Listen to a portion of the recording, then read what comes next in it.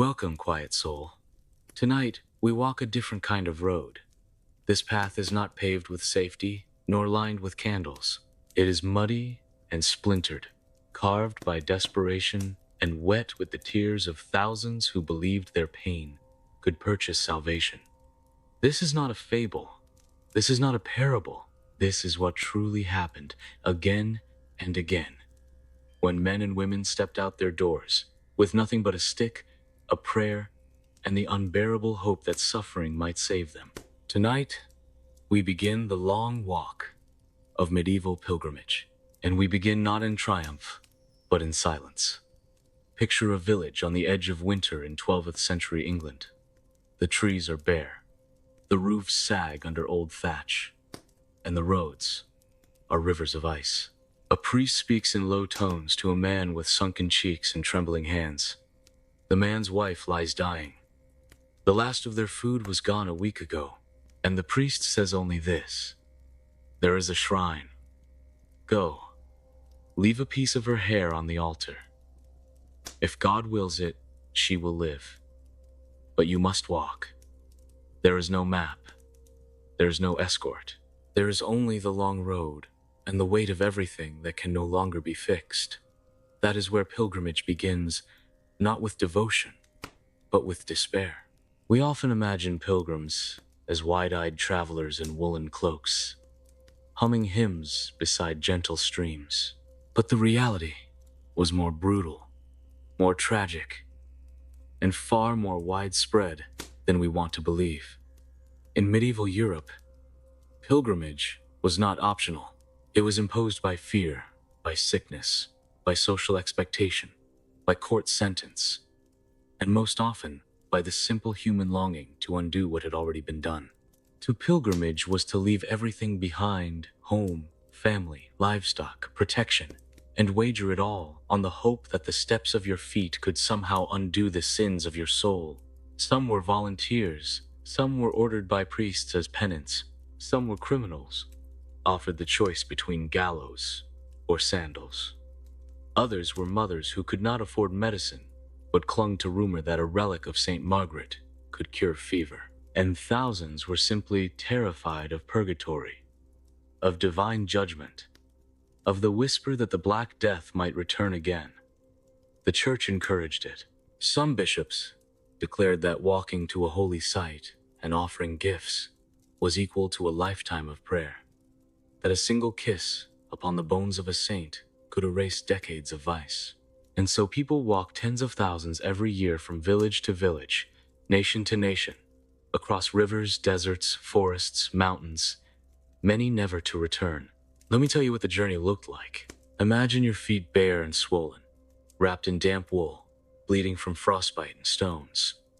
You carry a crude sack of barley bread and dried onions. A wooden cross hangs around your neck. You smell of unwashed skin and old fear. Rain soaks your only cloak. Strangers pass. Some nod, some spit, some steal. You sleep in ditches. You eat what you can beg or find. At night, in the woods, wolves circle. You pray not for miracles anymore, but that they take you quickly. Now imagine doing that for 6 weeks, or 4 months, or a year. This was not rare. It was common.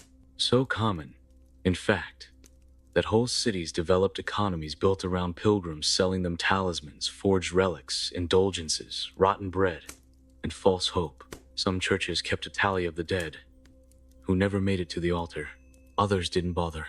In 1273, a scribe in Cologne wrote, "We buried 12 more this week. They died on the threshold of the cathedral. Their names were not known. They were stripped of shoes, cloaks, and dignity. May God reward their suffering." This was not cruelty. It was resignation. The road killed people. Everyone knew it. And yet they still came. From Canterbury to Compostela. From Ghent to Jerusalem. From famine-racked fields to shrines that glowed with gold and stank of sweat. They came in lines, in groups, in secret, in shame, and they died. Of disease, of robbery, of exhaustion.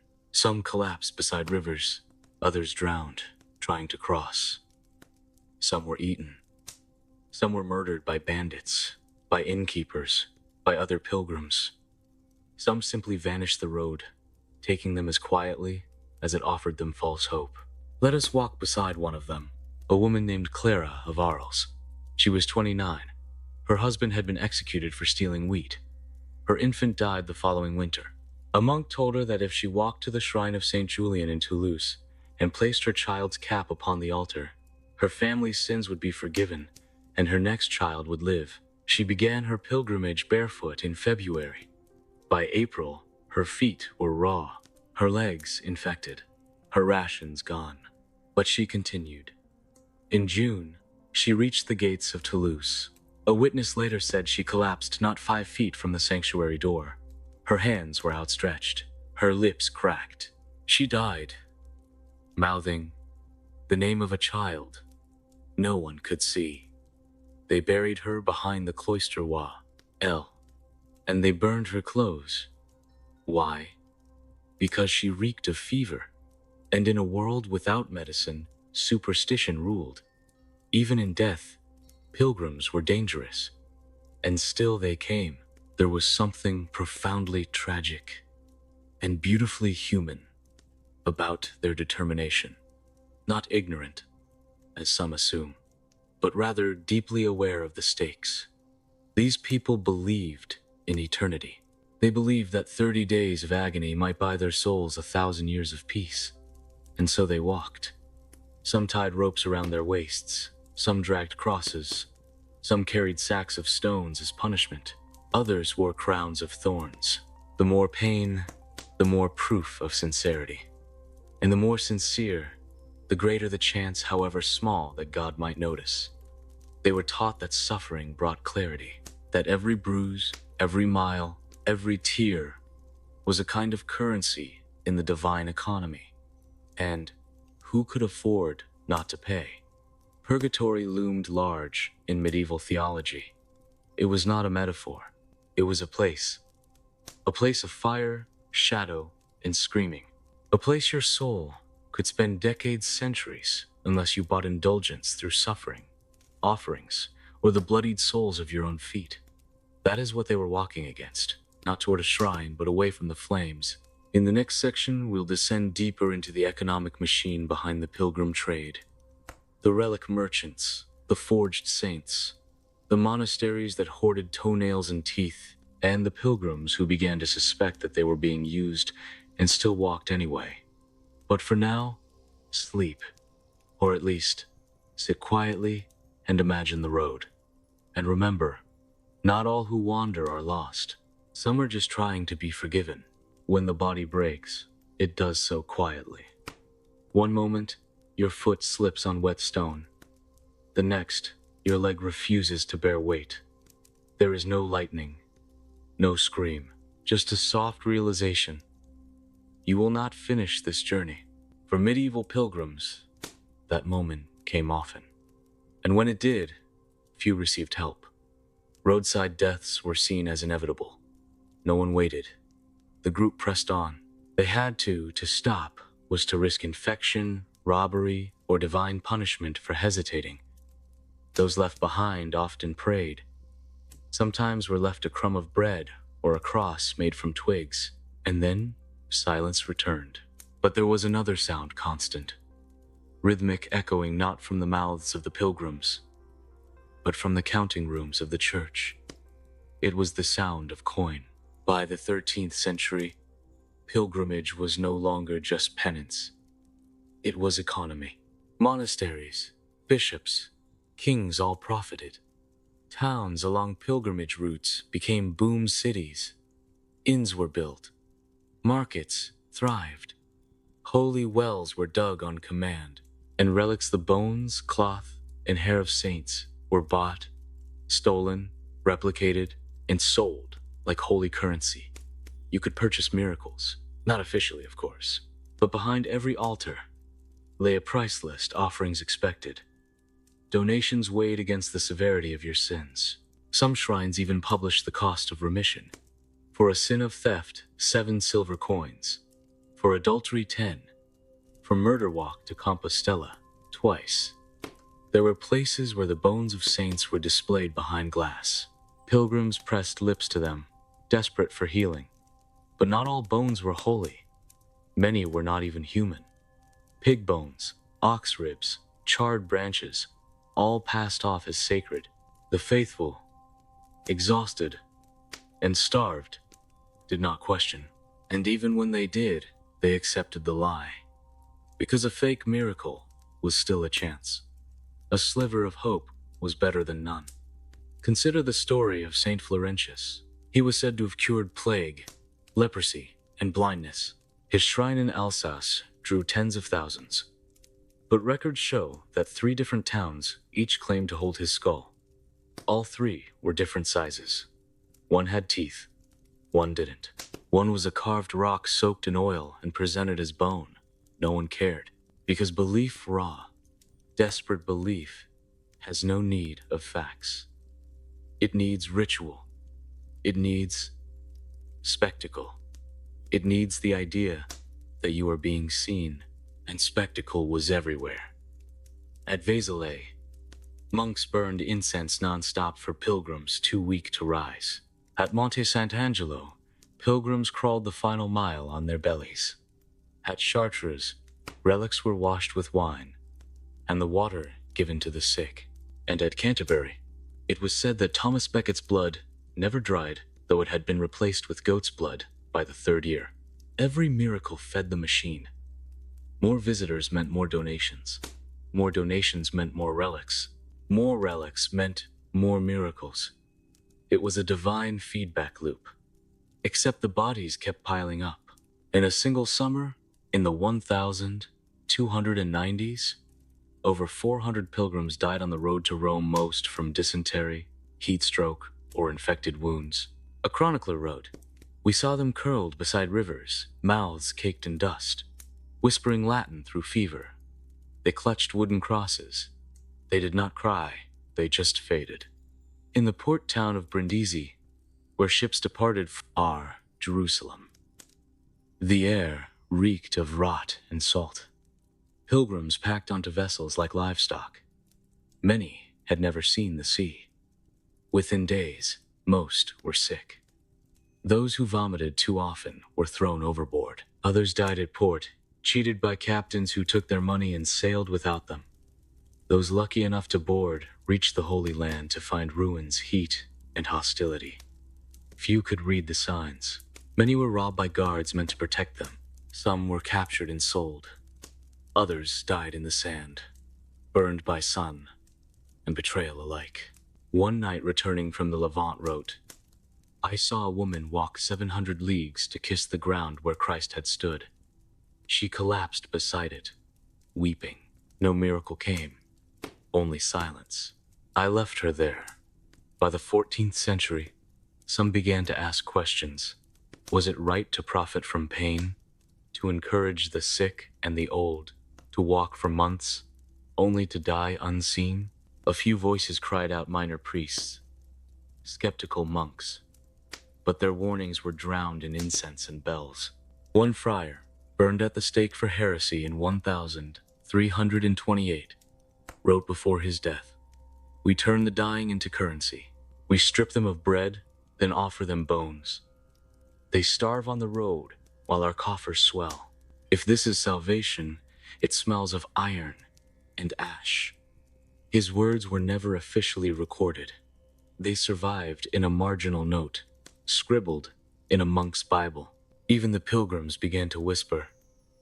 Some believed the church had lost its way, that true salvation could not be bought or walked toward, that perhaps God was not waiting in a tomb or behind a gilded gate, but somewhere quieter, somewhere simpler. But still they walked, because to stop was to accept damnation.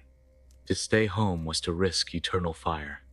They were told that heaven was a narrow gate, that only the suffering passed through, that the road to paradise was paved not with mercy, but with blood. And so they bled. A woman named Sabine walked with her sister. both afflicted by a wasting illness. Their family believed it was a curse. They walked from Utrecht to Rome. One died in a marsh, the other at a convent gate. They were buried side by side.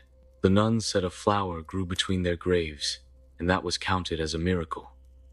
The church recorded it. Pilgrims came to see it. Another miracle. Another shrine. Another road to walk. It never ended. Until it did. But that story comes later. Tonight, rest. Let your mind drift. The road continues tomorrow. And remember, the body was the sacrifice. The journey was the altar. And death was the prayer. Close your eyes and picture the air. It's thick, humid, metallic. There is no breeze. You walk through it like through water, each breath a labor.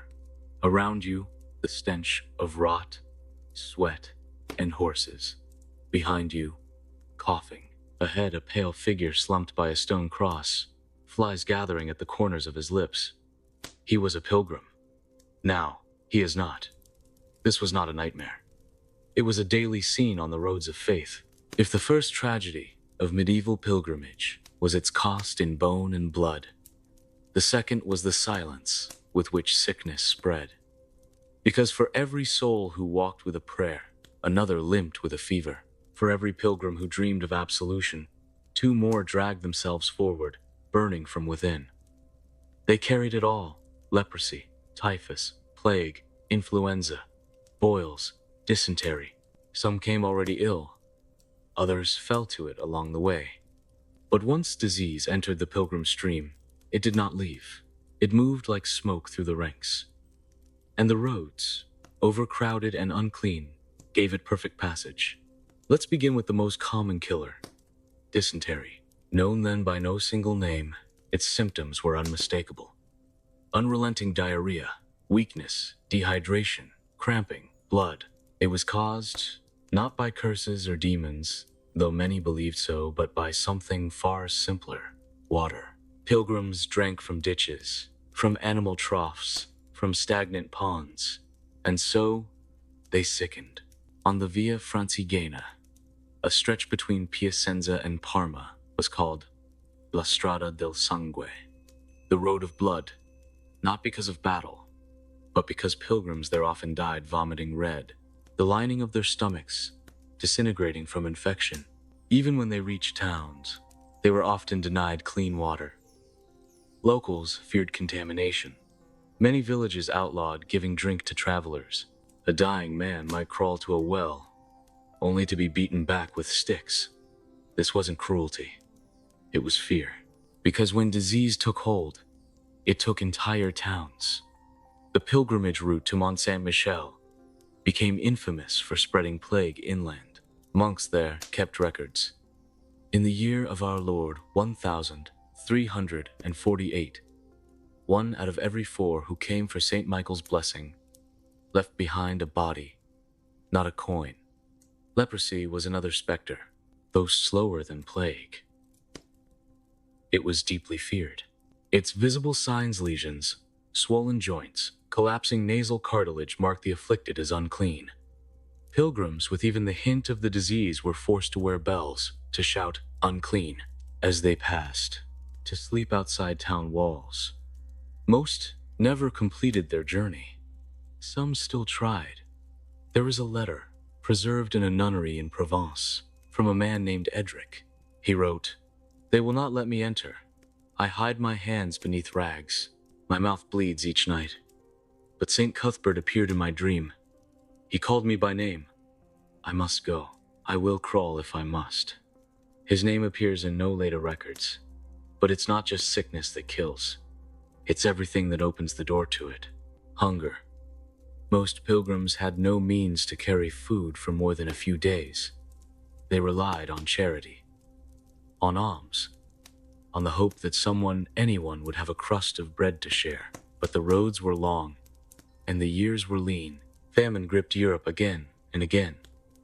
In 1315, 1317, Rains destroyed harvests. Fields drowned. Grain rotted.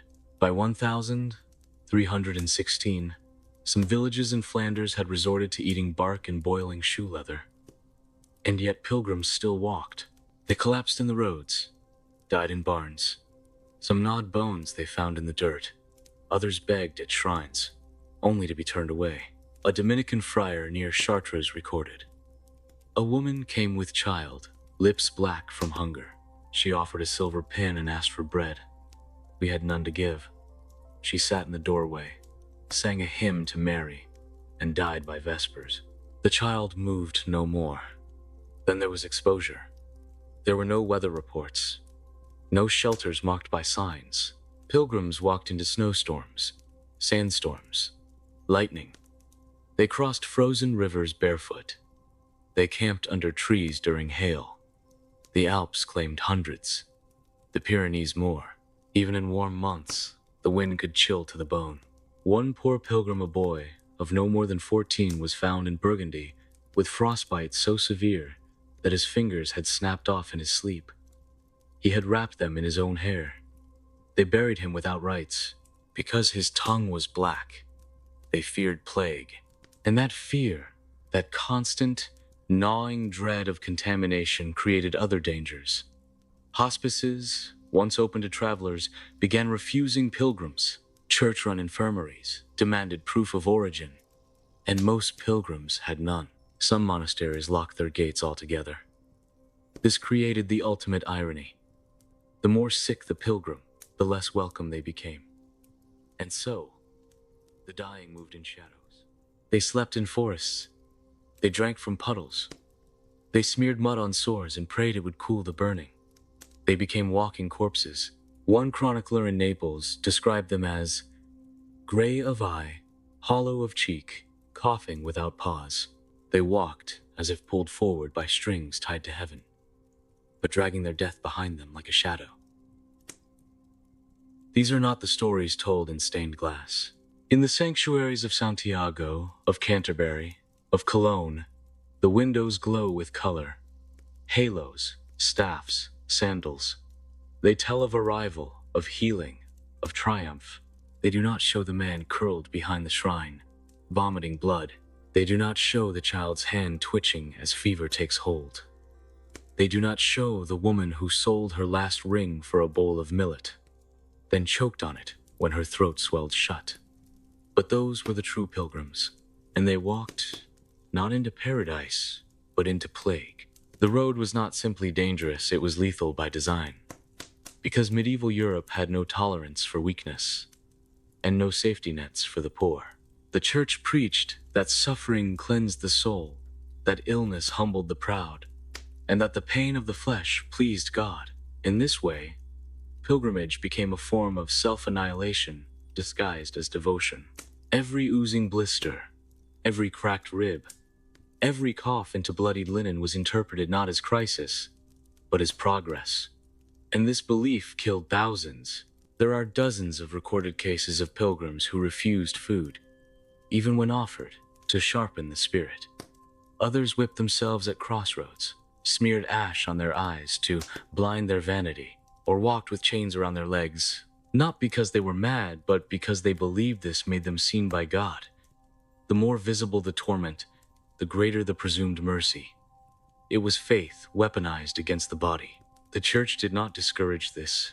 In fact, it blessed it. Canonized saints were often those who died mid-pilgrimage.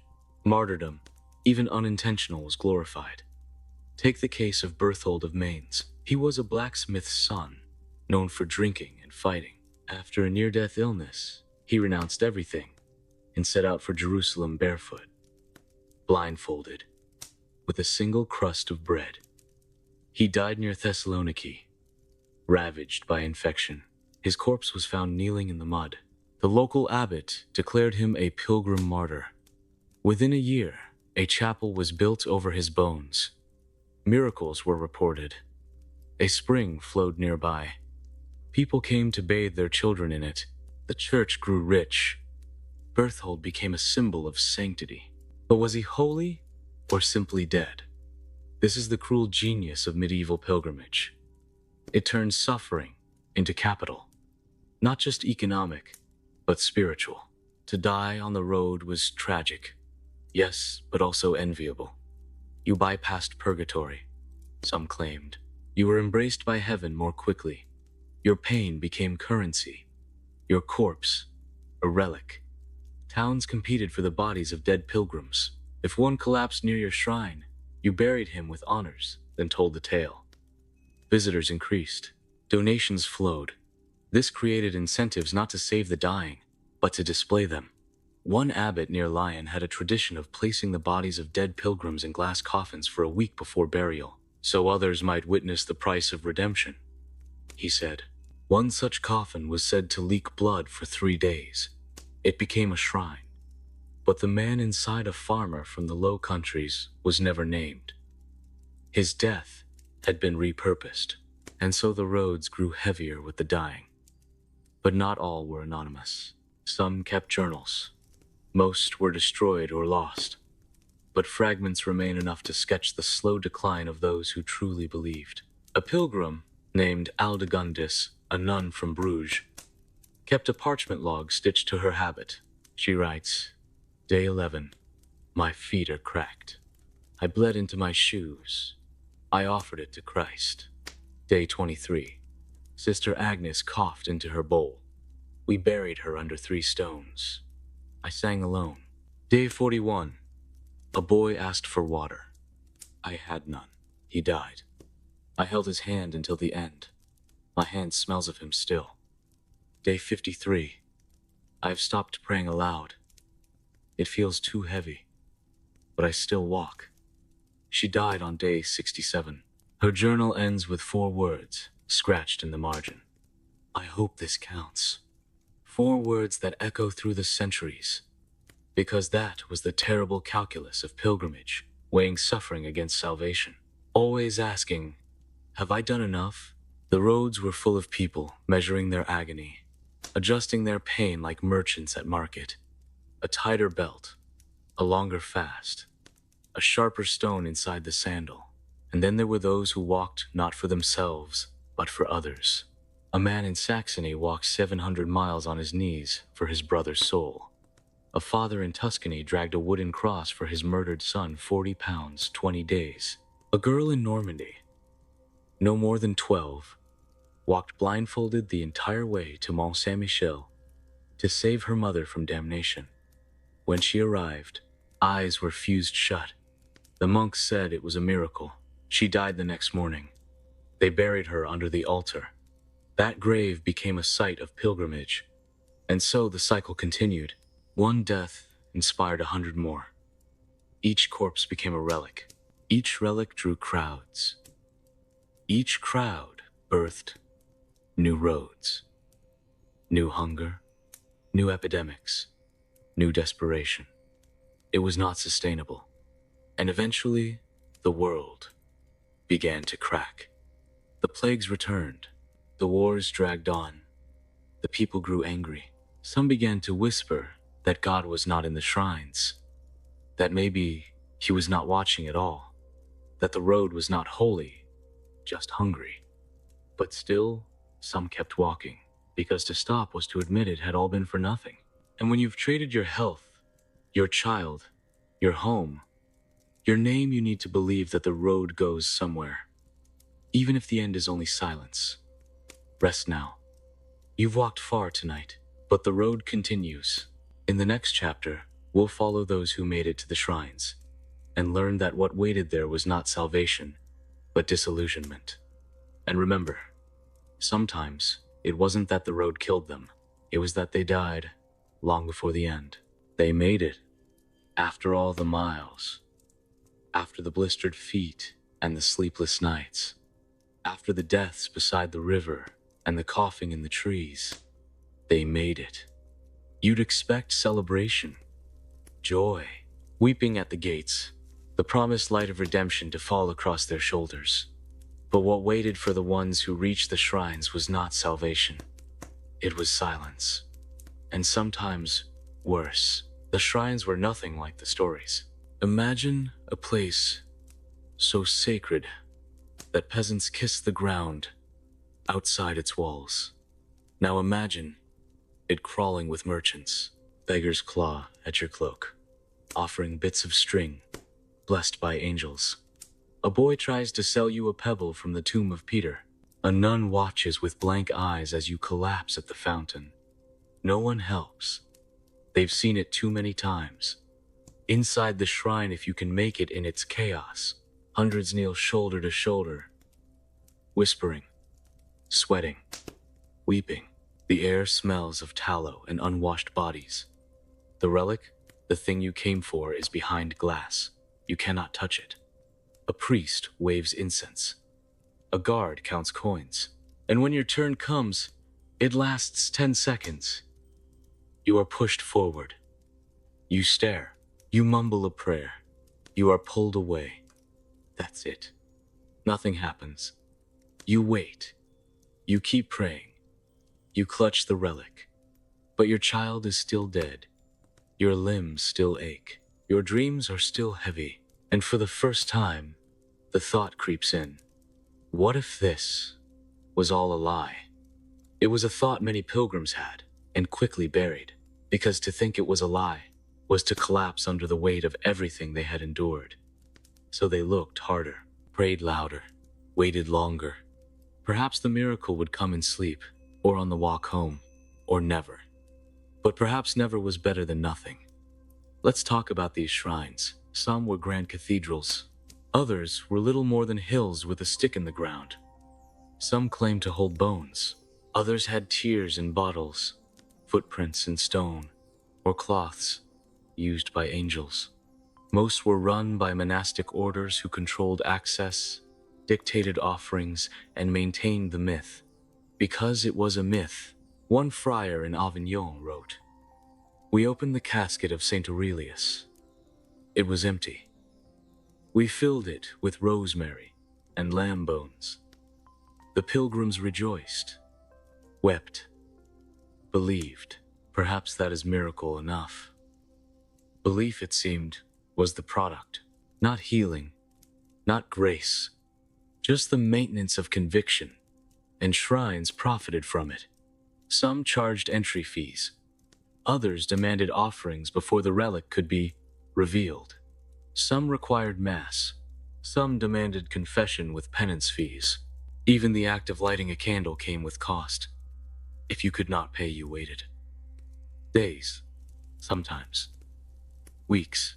One woman, recorded only as Sabia, walked from Bohemia to Cologne, with a diseased husband tied to her back. She arrived penniless. The monks told her to return when she could make a donation. Her husband died on the threshold. They buried him in a ditch, not because he was a pilgrim, but because the smell was offensive. The monks sprinkled ash on the spot. Others were not even allowed near the relics. If you coughed, you were turned away. If you limped, they feared contagion. Some shrines built special viewing tunnels. Pilgrims could crawl on hands and knees through a stone passage to glimpse a relic without touching the priests. These tunnels were rarely cleaned. Some pilgrims collapsed inside. Others urinated where they waited. Children died of heat, and yet they lined up, because this was their only hope. Let that sink in. A man walks 800 miles on cracked feet, dragging his dead daughter's shawl, only to be denied entry because he reeks. A woman spends 3 winters saving to visit the foot of St. Jerome, only to be told the foot is being polished for display. This wasn't religion. This was theater, cruel, perfumed, golden theater, playing to an audience too tired to look away. And yet even this was not the worst of it, because some pilgrims who made it to the shrines died there, inside the chapel, at the altar, in front of the relic they believed would save them. One priest in Santiago wrote, "He clutched the tomb of the apostle, murmured the Lord's Prayer, and then fell sideways like a tree. We tried to lift him. His breath was gone, his eyes wide, his tongue black. We buried him beneath the stones. Some said the apostle took him, others that the devil followed him in. These deaths became legends. The church never discouraged that. A shrine where people died was considered especially holy. The belief was this: if death occurred in proximity to a relic, it meant the soul was chosen cleansed instantly. Some even said that to die touching a saint's bone was greater than a lifetime of virtue. This turned death into an aspiration. Some came with no intention of returning. Their journey was a sacrifice. Their bodies, offerings. One man wrapped himself in linen like a corpse, declaring that his living death would bring peace to his village. He died 3 feet from the altar. His bones were displayed for a year, until the rats found them. But what of those who did survive? What of the thousands who kissed the relic, left the coin, made the prayer and waited?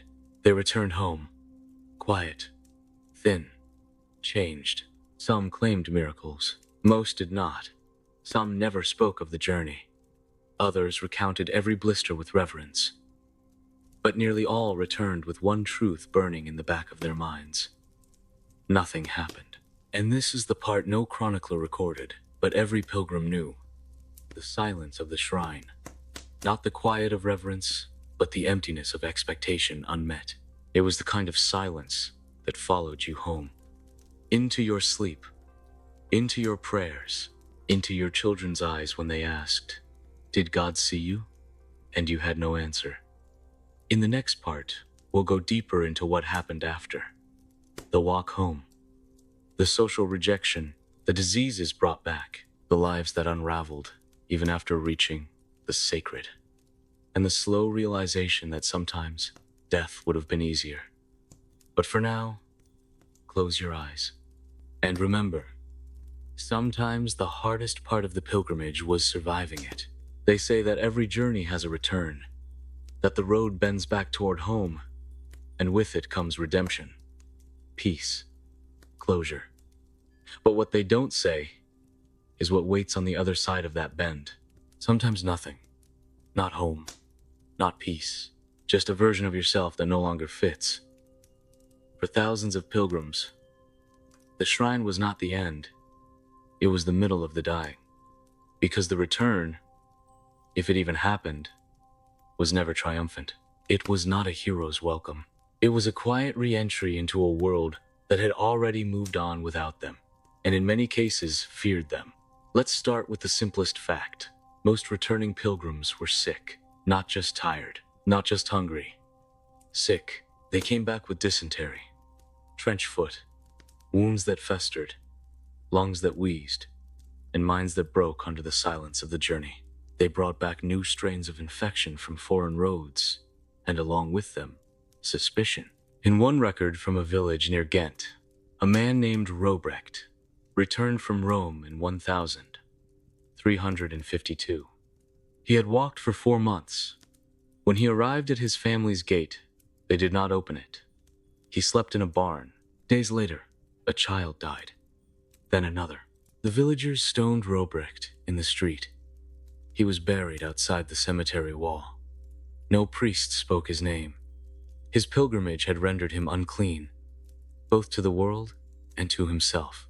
Another woman, Isabeau of Rouen, returned blind, not from disease, but from self-infliction.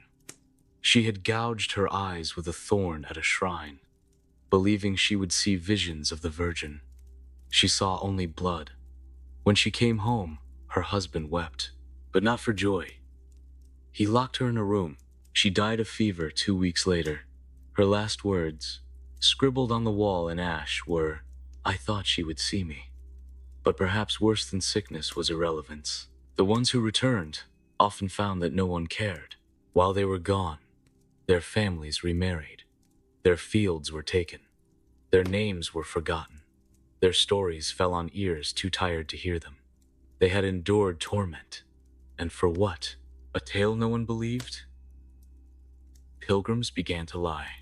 They invented visions, described angelic light, claimed their warts fell off at the altar, or their dead mother visited them in a dream. Anything to justify the journey. Some began their own cults, not out of blasphemy, but loneliness. They needed to be seen, if not by God, then by someone. One man, a former baker from Genoa, claimed he carried the hair of Saint Mary. He wore it around his neck. Crowds gathered. He healed no one, but they wept when he wept. He died in the mountains, surrounded by followers. The hair was later found to be wool, but the legend had already spread. People do not mourn truth. They mourn stories. But for every invented miracle, there were 10 silent pilgrims. Men who returned and sat on their thresholds for hours. Women who stared at the fire and never spoke again. Children who clutched their walking staffs in sleep and screamed when touched. The trauma was real. One chronicler wrote, "A man returned from Santiago with one arm. He had lost the other to rot. But when asked, he did not complain. He simply wept into his food and thanked God between bites." Another record tells of a mother who returned to bury her son, only to find his grave already occupied by a stranger, the name chiseled wrong. She fell to her knees and tore out her hair.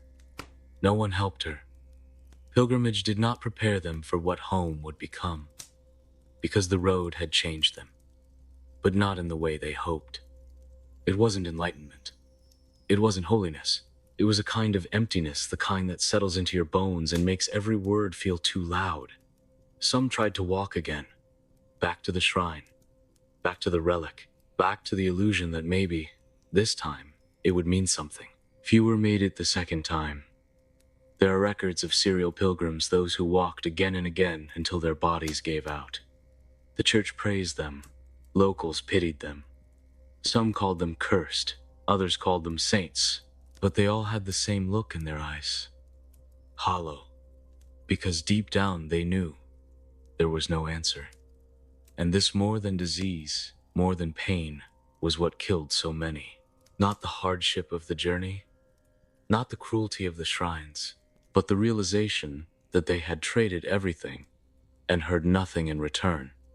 No voice, no miracle, no warmth, only stone, only silence, only the road stretching back behind them, wet with the blood of belief.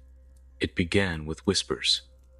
At first, in back rooms of taverns, then in marketplaces, then behind monastery walls. Quiet at first, almost shy, as if saying it aloud would summon lightning. What if the saints are gone? What if the relics are fake? What if God no longer listens? These questions were not spoken by heretics, not by rebels, but by the faithful, by the ones who had walked the roads, who had given everything and returned with less than nothing. The rot began at the edges. A priest in Siena refused to grant a blessing at the end of a pilgrimage. He said, "God is not a coin to be bought with steps." He was excommunicated. A monk in Brabant burned the bones of a so-called saint, revealing them to be pig ribs. He was found dead in the river 3 days later. A midwife in Barcelona refused to name her son after any martyr. She said none had saved her sister on the road. Her house was set on fire. And yet the whispers grew. Because truth, once glimpsed, spreads like disease. The church tried to hold the walls.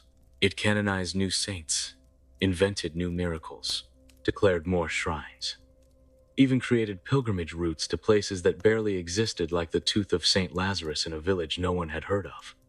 But the people weren't blind. They had buried too many. They had seen too much. And they had not forgotten. The Great Collapse came slowly. First, fewer pilgrims, then fewer donations, then riots, small at first, but loud. One group of pilgrims burned a shrine after being refused entry. Another looted a monastery. Another left a corpse at the gates of a cathedral with a note, "This is your miracle. Take him back."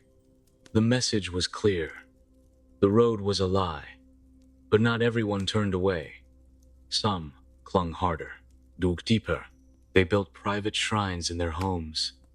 They carried bones of their children wrapped in silk. They fasted for days. They walked in circles around villages until they collapsed. Because the collapse of a system does not always collapse belief. Sometimes it intensifies it. The church took advantage. It began to preach that pilgrimage had become too easy, and thus less sacred. Only the interior journey mattered now. The road was replaced by penance, by confession, by coin. If you could afford indulgence, why walk at all? The shrines emptied, the roads quieted, and those who still walked were no longer saints in the eyes of the church. They were madmen. They were ghosts. There's a letter from a bishop in Liège. Another came today. Dirt, caked, barefoot, mumbling about Saint Apollonia. I told him the shrine burned 20 years ago. He kept walking. Into the woods. I did not follow. And so the final irony. Pilgrimage once glorified became a sign of instability.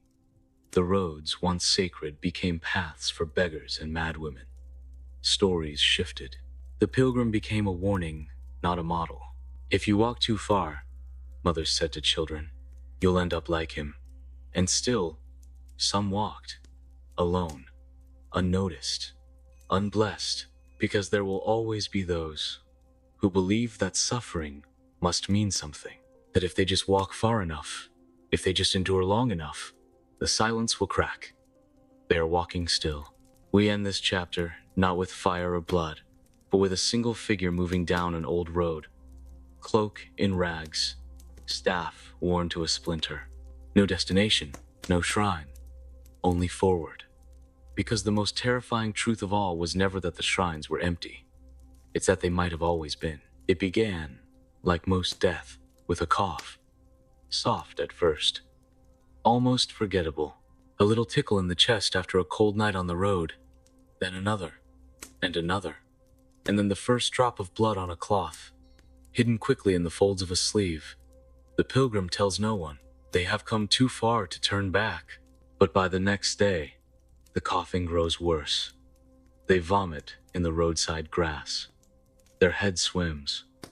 Others keep walking, avoiding their eyes. 2 days later, their body convulses near a stream. Boils rise on the neck, like dark marbles beneath the skin. The other pilgrims pray for them, then leave them, because everyone knows what it is. The plague. Between 1347 and 1353, Europe lost nearly half its population. Entire villages vanished. Fields went unharvested. Priests died faster than they could bless the dead. It was the closest thing to apocalypse that Christendom had ever seen. And it traveled on feet, on carts, on ships, on wind, and on pilgrims. The church didn't want to believe it.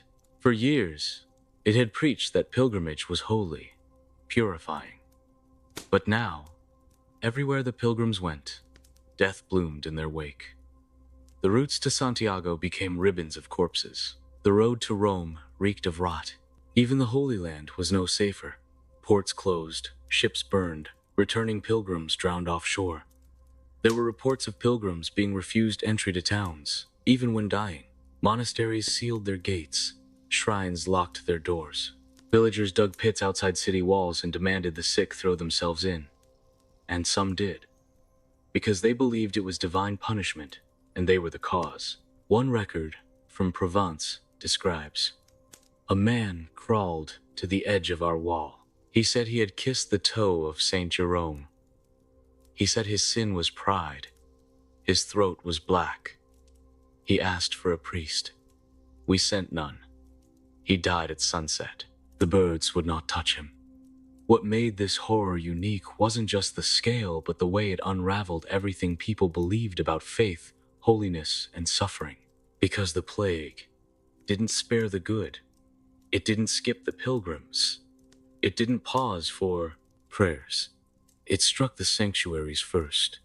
In Cologne, priests dropped at the altar, mid-mass.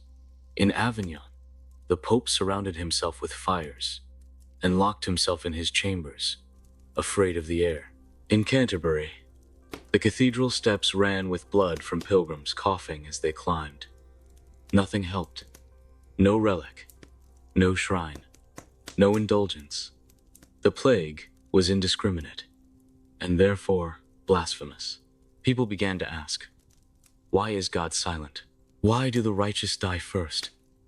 Why does the road to his favor end in mass graves? These questions were dangerous, and yet they echoed in every town where the bells stopped ringing, not because mass was over, but because there was no one left to ring them. The church tried to act. It blamed the stars, then the Jews, then women, then sin, but never the road. Because the road was holy, the road brought coin, the road kept belief alive, even as it killed. But people were not blind. They saw who brought the sickness. Pilgrims wheezing, coughing, begging for water. And so, fear turned into violence. There are records from Tuscany of pilgrims being stoned at town gates. In Flanders, one group was set on fire inside a barn. In Spain, a woman carrying a child was whipped until she dropped the boy, who was then buried alive. The villagers prayed afterward for forgiveness. One chronicler wrote, "The road that once led to God now brings the devil in rags." This fear broke communities apart. Families turned on returning kin. Roads were dug up. Bridges collapsed mysteriously before pilgrims could cross. Inns closed. Way stations were poisoned. And yet, some still walked. Why? Because for many, the plague was not a deterrent. It was a motivation. They believed the world was ending, that only at a holy site could they find salvation, that the only way to live was to risk everything. One man walked with his infant son strapped to his back, both covered in boils. He left a note nailed to a church door. "If the Lord does not save us, then let the stones do it." They were never seen again. But not all pilgrims believed in mercy. Some, already mad with fever, wandered like ghosts, coughing on doors, smearing blood on shrines. Some whispered that they had become wholly chosen by God to spread the punishment. They were hunted like animals. And some became legends. There is a tale of the Red Pilgrim, a woman who walked from Burgundy to Vienna wearing nothing but a crimson shroud, leaving dead children in her wake. No one dared approach her. Some said she was the Virgin. Others said she was the devil. She disappeared in the snow. But the plague did not. It outlasted her. It outlasted the shrines. It outlasted belief. They started to dig the graves before the pilgrims arrived. This was not faith. This was preparation. In village after village, men with shovels watched the horizon instead of the sky. Not for signs from God, but for dust from the road. Pilgrims meant death. Not metaphorical, not symbolic. Real. The kind that swells the throat and turns the hands black. And the worst part wasn't the dying. It was the waiting. A town might survive for months, untouched, until one cart appeared on the crest of the hill. One figure walking, limping, swaying under the sun, robes stiff with old blood. And the bells would ring not in celebration, but warning. Doors slammed, streets emptied, children shoved into cellars. The pilgrim, still walking, still believing, still hoping, would enter a ghost town. And then, slowly, houses would open.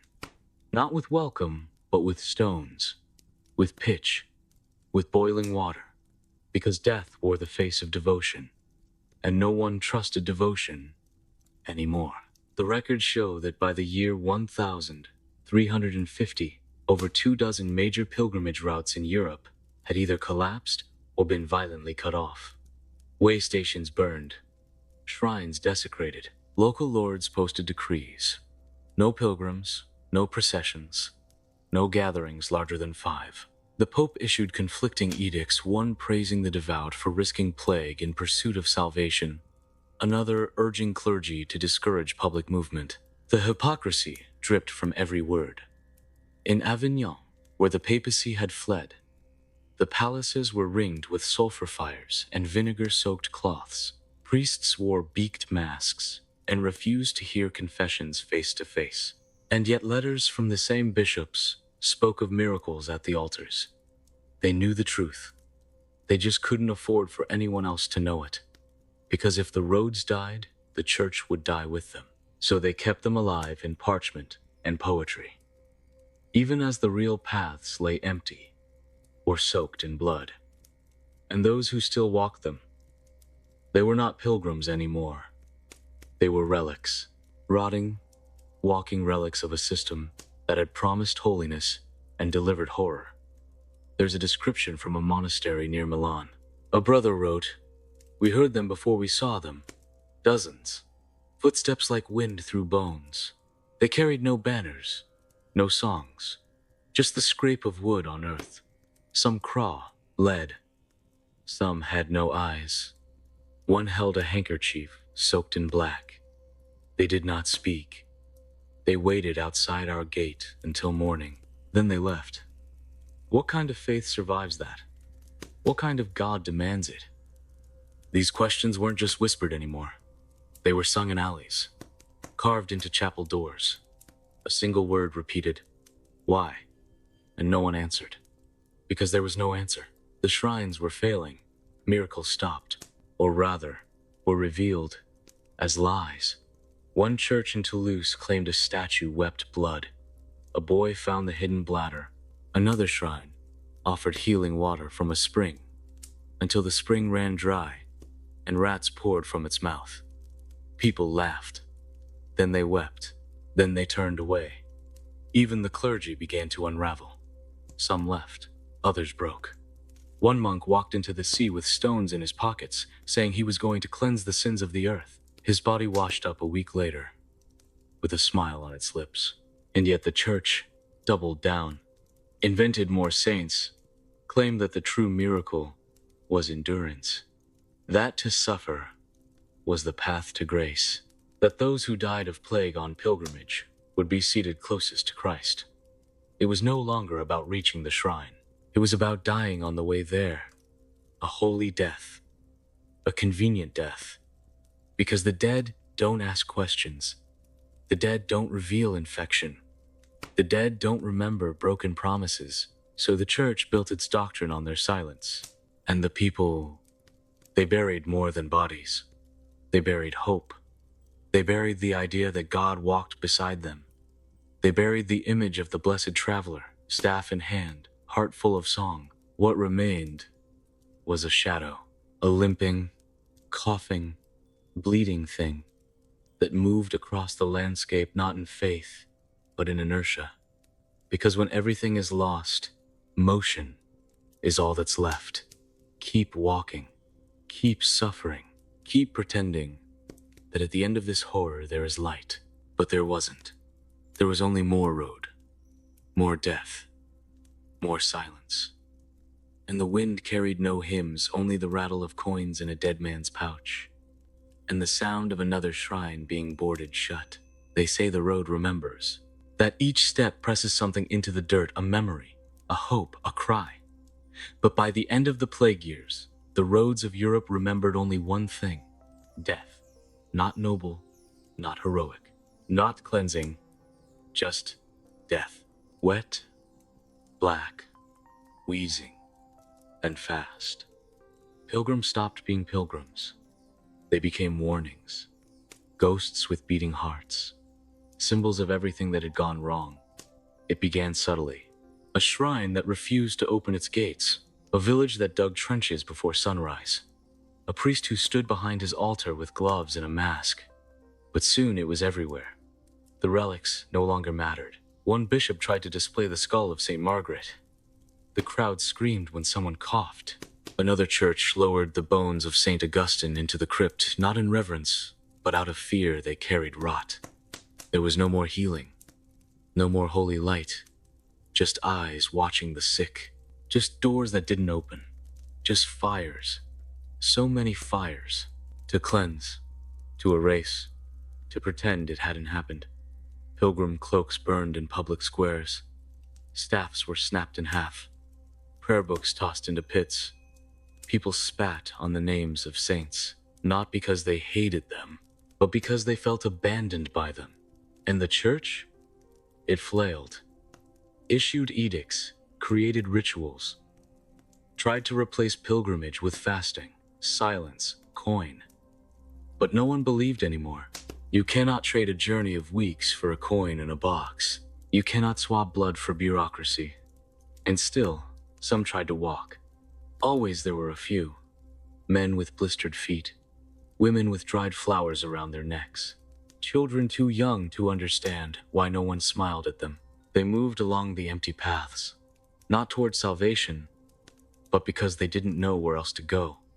The world had ended, but their legs hadn't learned, and so they kept moving, into towns that wouldn't let them drink, into fields where priests refused to look them in the eye, into forests where wolves had learned that limping humans are easy prey. A priest wrote from a village outside Krakow. We heard rustling outside the chapel, thought it was wind, found a woman and 2 sons curled beneath the hedge, all dead. Their feet were raw, their hands clasped in prayer. We buried them behind the stable. No names, no record, just 3 more echoes in the road. But not all endings were quiet. Some burned. In 1351, a group of pilgrims was cornered in a mountain pass by villagers, blamed for a recent outbreak, beaten, tied, drenched in pitch. One survivor, a child, wrote years later, "I remember the light. The fire ate their songs first, then their fingers." The church called it an unfortunate misunderstanding. The villagers called it justice. By then, even the idea of sacredness had turned sour. Shrines became storage. Holy wells were filled in, relics locked in boxes, buried, forgotten. Some were thrown into rivers, others sold. The world did not need them anymore. It needed answers. It needed breath, and neither could be found in bone. So what was left? Only memory, and not the kind sung in hymns, but the kind that lives in scars, the kind that makes a man flinch when he sees a brown robe, that makes a mother drag her child away from a stranger on the road, that makes villages build walls, not against invaders, but against hope, because hope had killed more than swords ever could. And the road, it never ended. It stretched on, past burned farms, past shattered statues, past the skeletons of saints, waiting, watching, wanting someone to try again. But few did. By the end of the 14th century, pilgrimage, as it had been the great holy journey, was over. Not banned, not erased, but hollow.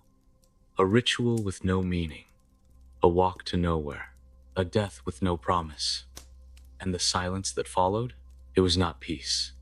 It was grief, not for the dead, but for what they had believed. That walking could save them. That distance could buy forgiveness. That the sacred was somewhere far away, waiting to be touched. It wasn't. It never was. And the road knew it. The road no longer belonged to the faithful. It belonged to the powerful. It belonged to kings who rode not in humility, but in armor. To popes who sent others to walk on their behalf. To nobles who paid for palanquins and escorts and silk-lined tents that folded like theater backdrops between each holy site. Piety became procession. Suffering became spectacle. And pilgrimage, the great equalizer of soul and flesh, was claimed as property by those who never bled on the stones. It began subtly. A royal entourage visiting a shrine to give thanks for a battle won.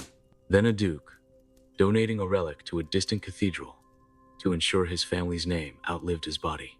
Then the Pope himself declaring that indulgences could be purchased for the dead. No road required, no steps taken, only coin placed in the right hand. The faithful watched, some cheered, others knelt. But the old ones, those who had walked barefoot until their souls bled, who had slept under rain and whispered to stars, they saw the change. They saw the road twist.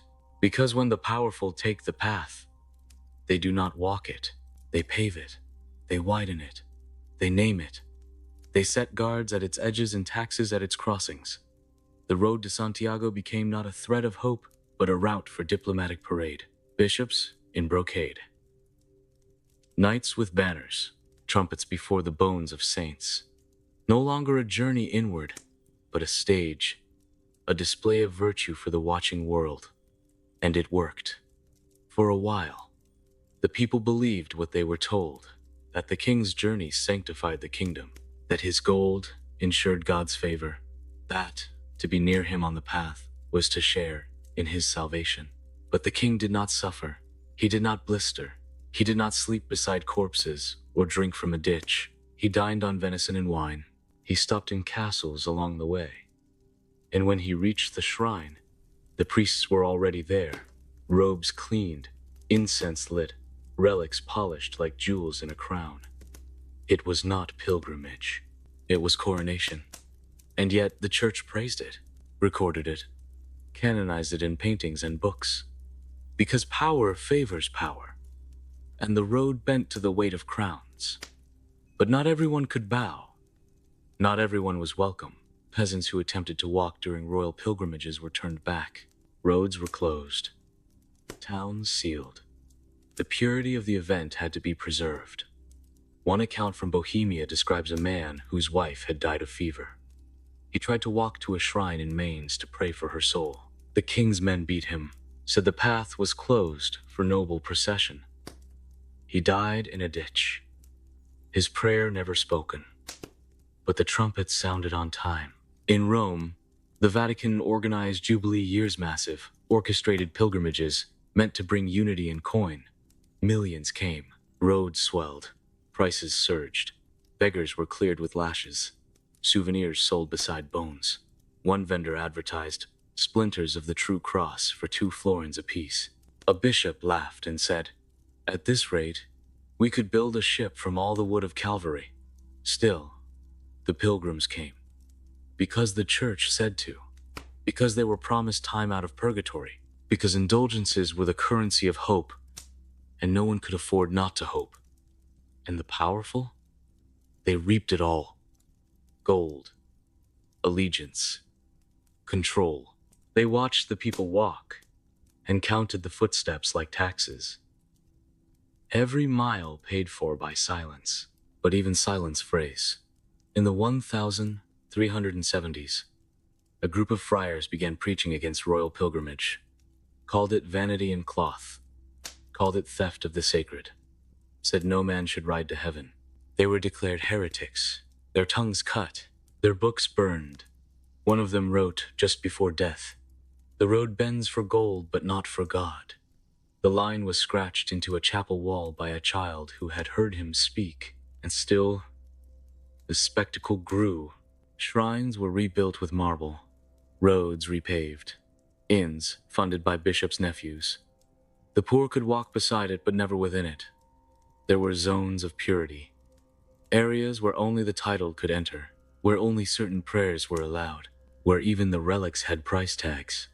And those who asked questions, silenced. Those who demanded access, beaten. Those who walked anyway, forgotten. The road had become a theater, and the stage was too slick with blood to hold the weight of real faith. They came with nothing but hope. No banners, no trumpets, no silks. Just cracked shoes and sunburned shoulders. Old women with rosaries. Boys with dried bread. Fathers holding babies that would never remember this journey. They did not ask for welcome. They did not expect comfort. They only wanted to walk, to kneel, to see the shrines before they died. But the shrines were closed, locked, gated behind walls of gold and steel, guards at every entrance, decrees nailed to doors, pilgrimage suspended by order of the crown, access reserved for dignitaries, holy grounds under repair. They did not understand. They thought perhaps the timing was wrong. They waited, slept in ditches, lit candles in the dark, sang softly to the saints. But no doors opened, and then they began to realize it was not the plague that had closed the road. It was not God. It was man, and not any man but those who wore rings and seals, who drank from jeweled cups and called themselves shepherds of the soul. And so the pilgrims began to gather, not in rebellion, not yet, in confusion, in sorrow.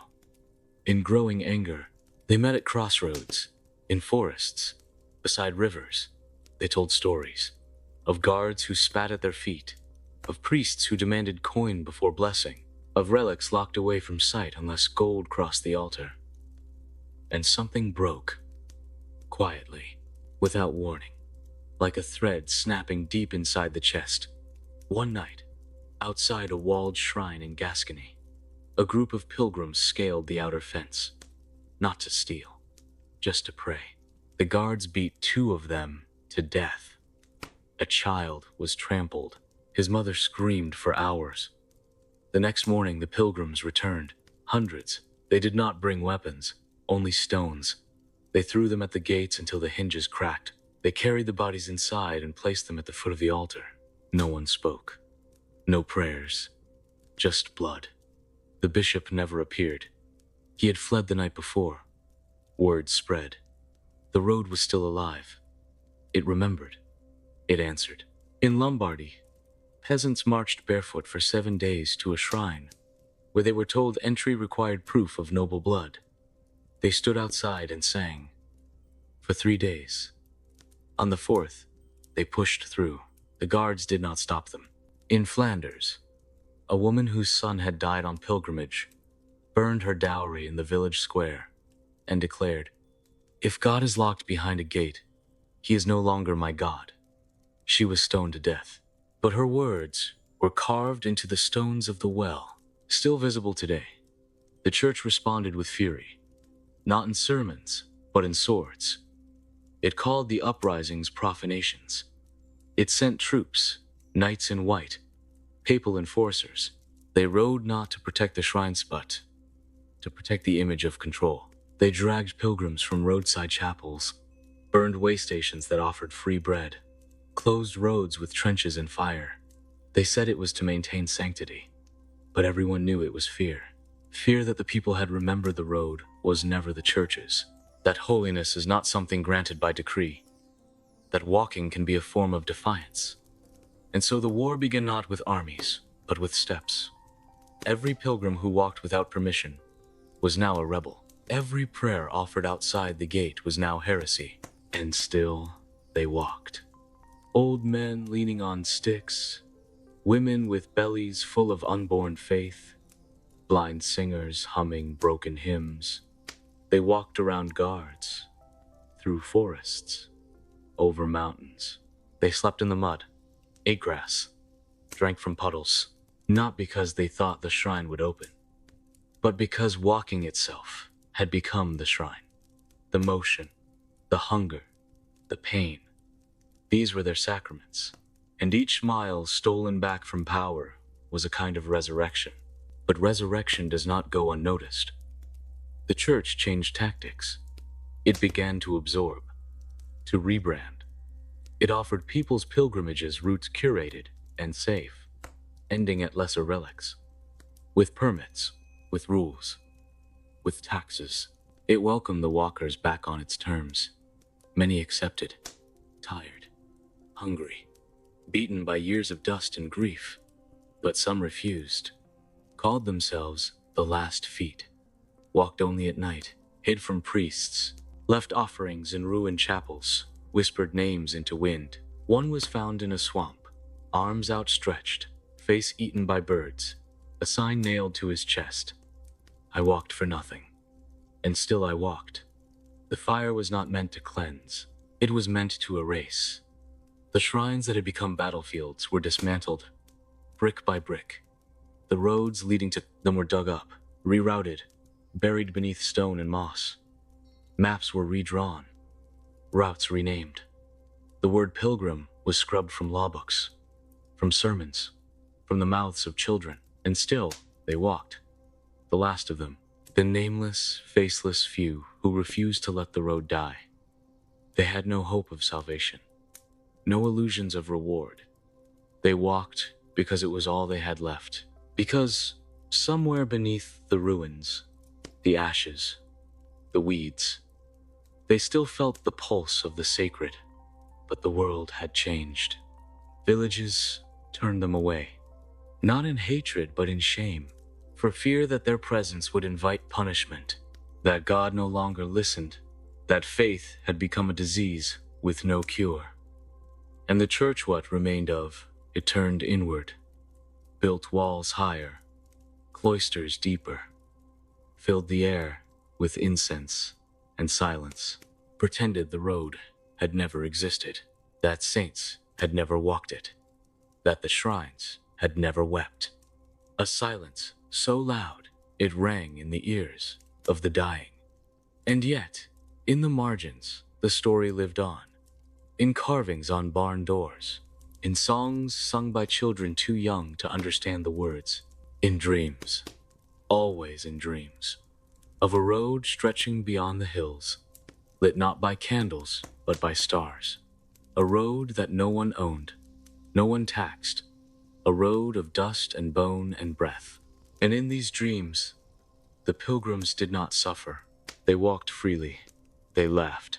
They carried nothing, not even names, just steps, just steps. But dreams are fragile, and so were those who dreamed them. The church sent its last hunters, not warriors, but scribes, inksmen, the ones who rewrote history. They painted over the murals, edited the records, declared that pilgrimage had always been ceremonial, always royal, always contained. They buried the memory beneath gold leaf and false scripture, but not deep enough, because memory clings, in the way wind moves through ruined archways, in the shape of roads that refuse to vanish, in the stories whispered by old women who claim their grandmother once walked to a place that no longer exists. She lit a candle, they say. It never went out. And maybe that's the truth, that despite everything plague, politics, fire, the candle of the road still burns.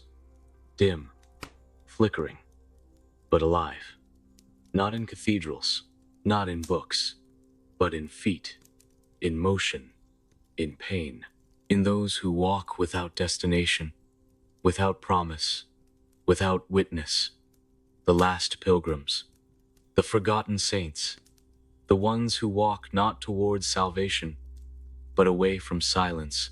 Their steps are quiet, their path unmarked, but they carry what the powerful could never steal, the memory of why the road mattered, not because of where it led, but because of how it felt to walk it.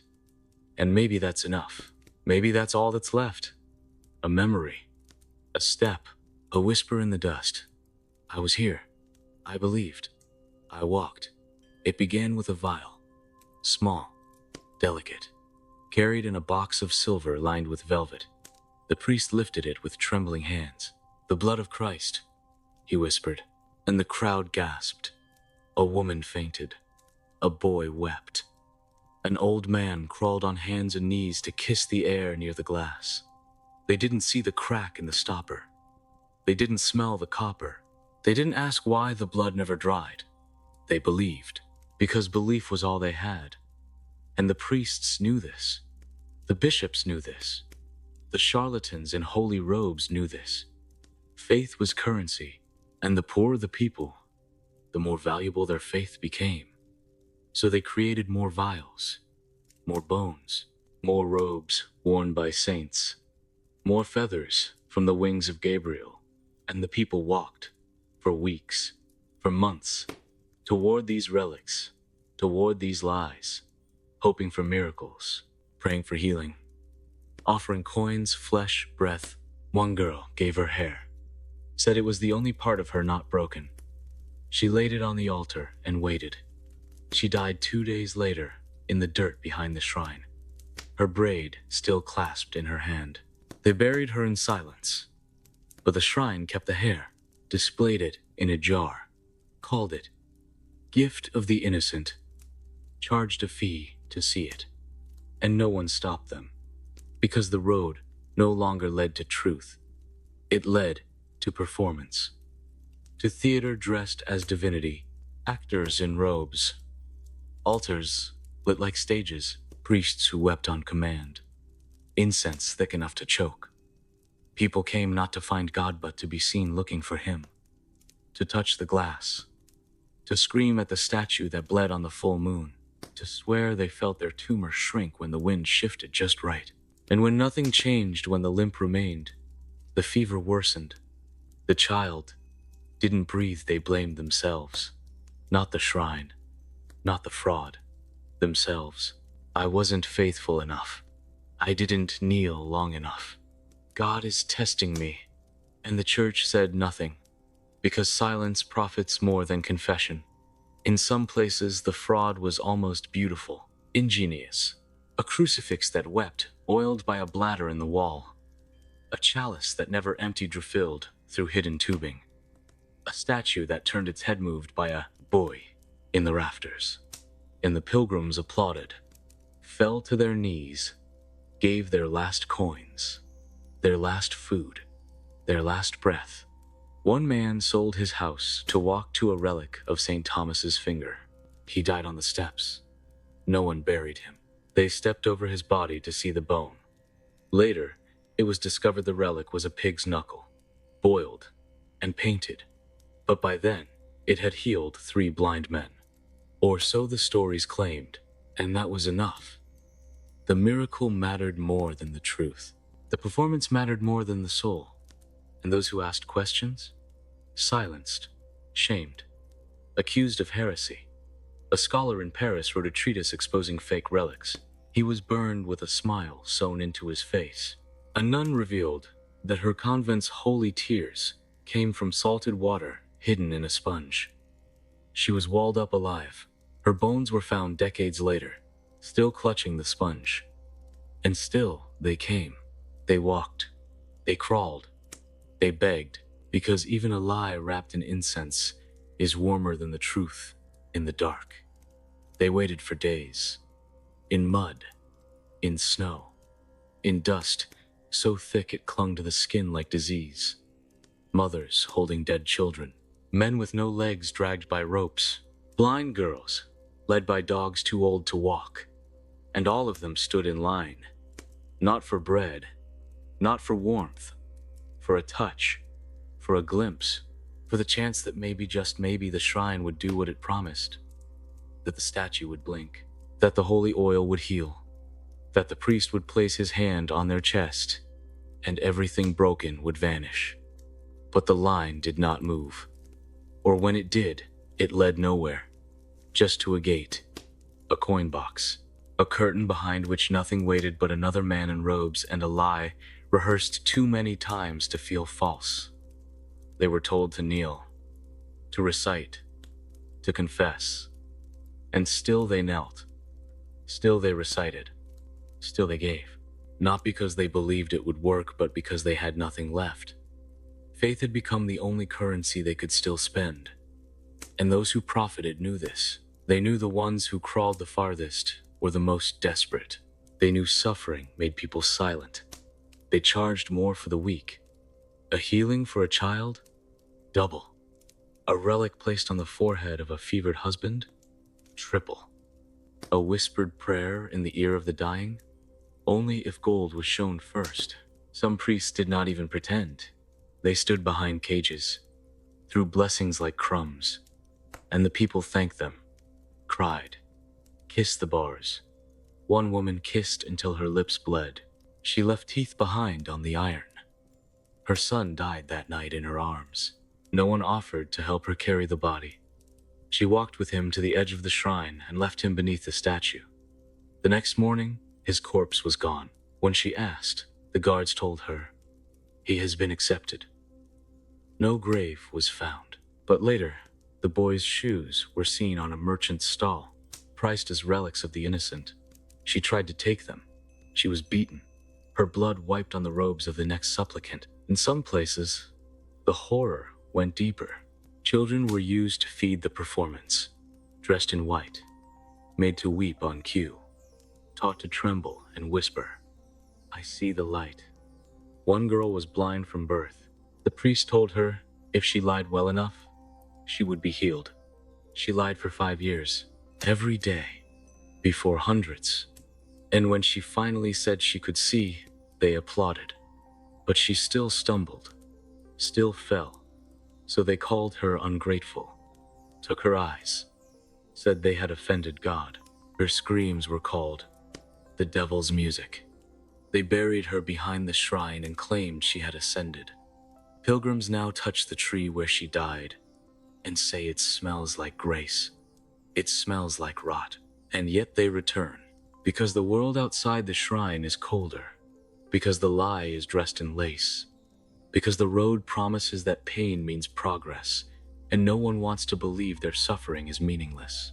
So they keep crawling, keep begging, keep throwing themselves at the feet of statues that never speak.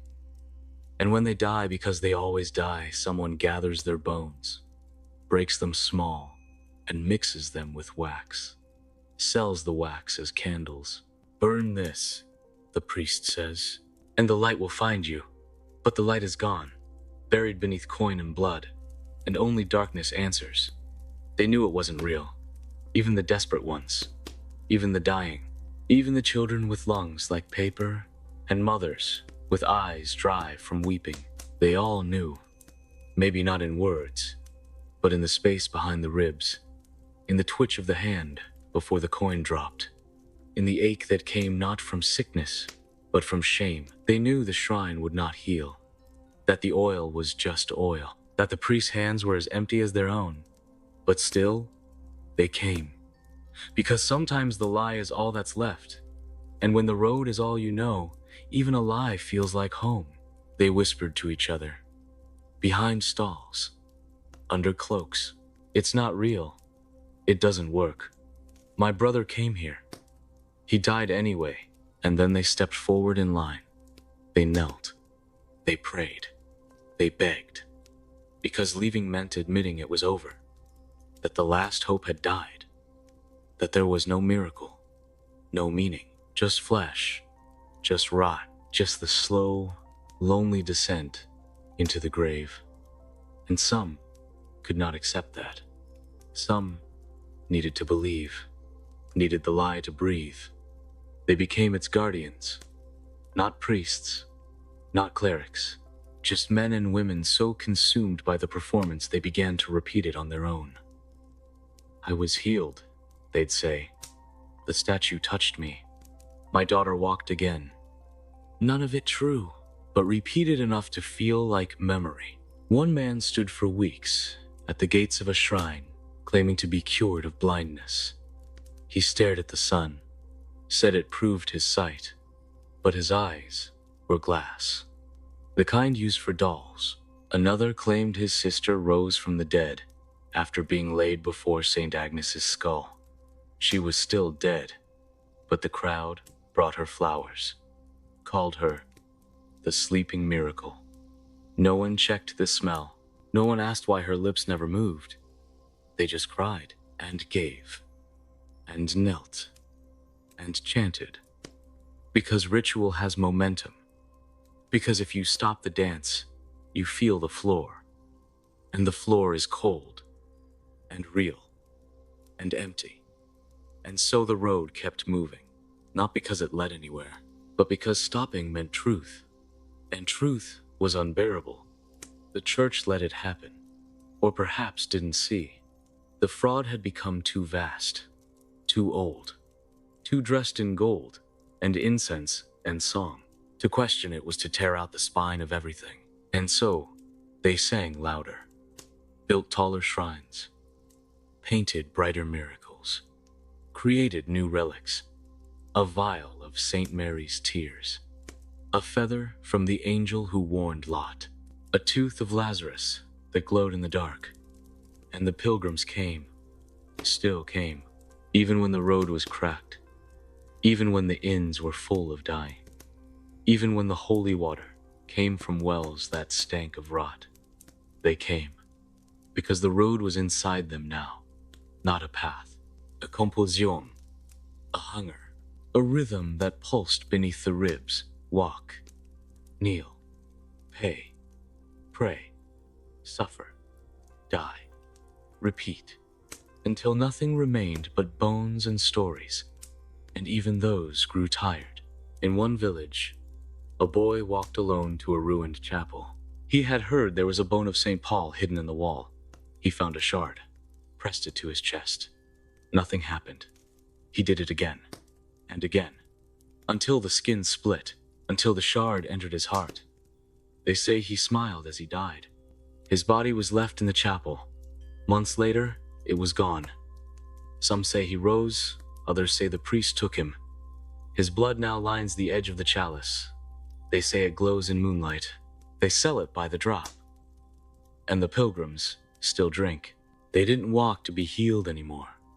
They walked to disappear, to vanish, to fold into the landscape like mist. The road had changed them, broken them, emptied them so completely that even the idea of salvation had rotted. All that remained was the promise of stillness, of no more hunger, no more dust, no more begging for something that never came. And so they walked to die, not in rebellion, not in anger, but in quiet acceptance. Like leaves falling into water, there were places built for this. Chapels where the altar was also a grave. Monasteries that opened only to the dying. They were called the silent houses. Pilgrims entered barefoot, heads shaved, robes torn. They laid on cold stone floors and waited, some for days, some for hours. No prayers, no rites, just breath slowly leaving. When they died, their bodies were wrapped in linen and placed beneath the floor. No names, no markers, just weight, just silence. And people came, by the hundreds, by the thousands, not out of despair but out of longing. Because in a world where every promise had failed, death was the only one that kept its word. Some made the journey for others, carrying the dying on their backs. Elderly mothers, sick husbands, children too weak to speak. They brought them to the gates of the silent houses and left them. No farewells, no tears, just the understanding. This was the end, and the monks accepted them. Not with kindness, but with ritual. They did not speak. They did not comfort. They simply opened the doors and pointed to the stone, and still they came. The road became a funeral march without music, a procession of skin and breath and bone moving toward extinction. And the church allowed it, perhaps even encouraged it. Better to have the hopeless die quietly than rise in anger. Better to absorb the pain into stone than let it scream in the streets. Some shrines even sanctified the deaths. To die here, they wrote, is to be taken straight to God. And so they came faster. They drank nothing, ate nothing, let their bodies wither on purpose. One woman arrived with her fingers already black, said she had prayed for rot, said she wanted to vanish piece by piece. She died before reaching the threshold. They buried her anyway, called her the cracked saint. A sculpture of her now stands in the chapel garden. Her face is hollow, her eyes gone.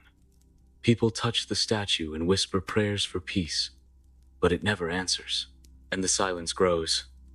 There were rumors of deeper places, hillside catacombs, forest groves where those who wished to die could lie in circles and wait.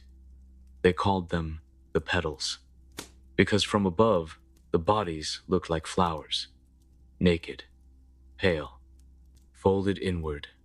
The petals became legend. No one returned. But every year, more pilgrims vanished on the road. Their packs found beside streams, their shoes abandoned beneath trees, their names carved into bark like fading echoes. And the church? It erased nothing. It recorded it, cataloged it, even gave it structure. Some orders began to require an offering of the body. Monks who once walked with staffs now carried ropes, not to bind, to guide, to lead the dying to the end. Some took vows of silence, so their last words would not be wasted on lies. Others fasted until their hands shook too violently to hold a cross. One monk tied rocks to his chest and walked into the sea. His footprints are still there when the tide is low. They call him the wet saint. Pilgrims now drink from the spot where he vanished. Say it tastes like eternity, but it tastes like salt and regret. They began to sing as they walked, not hymns of praise, not chants of glory, songs without melody, low, slow. The sound of breath pushed through cracked teeth. They called them departures, each line a farewell, a letting go. Leave the name, leave the flesh, leave the hunger, leave the shame. The songs spread faster than fire. Pilgrims picked them up from one another, added verses, twisted rhythms, until every road echoed with voices that no longer wanted to live. And people listened, and followed. Entire villages emptied, families disappeared overnight, fields lay unharvested, markets abandoned. Because the call of the road was no longer about faith. It was about release, about finally stopping the ache behind the eyes, about lying down without needing to rise. The church tried to contain it. At first, declared the practice heresy, ordered the silent houses closed, burned the petals. But the fire came too late. The songs had taken root. Not in minds and marrow. People walked even as the flames licked the edges of their towns, walked past the ashes of chapels, past crucifixes snapped in two, past priests shouting, "Turn back!" And they did not turn, because they had already died inside, and the road was simply the last step. So the church changed course. As it always did, it embraced the death, wove it into liturgy, created the rite of final footsteps, issued scrolls that read, "To die walking is to die in grace."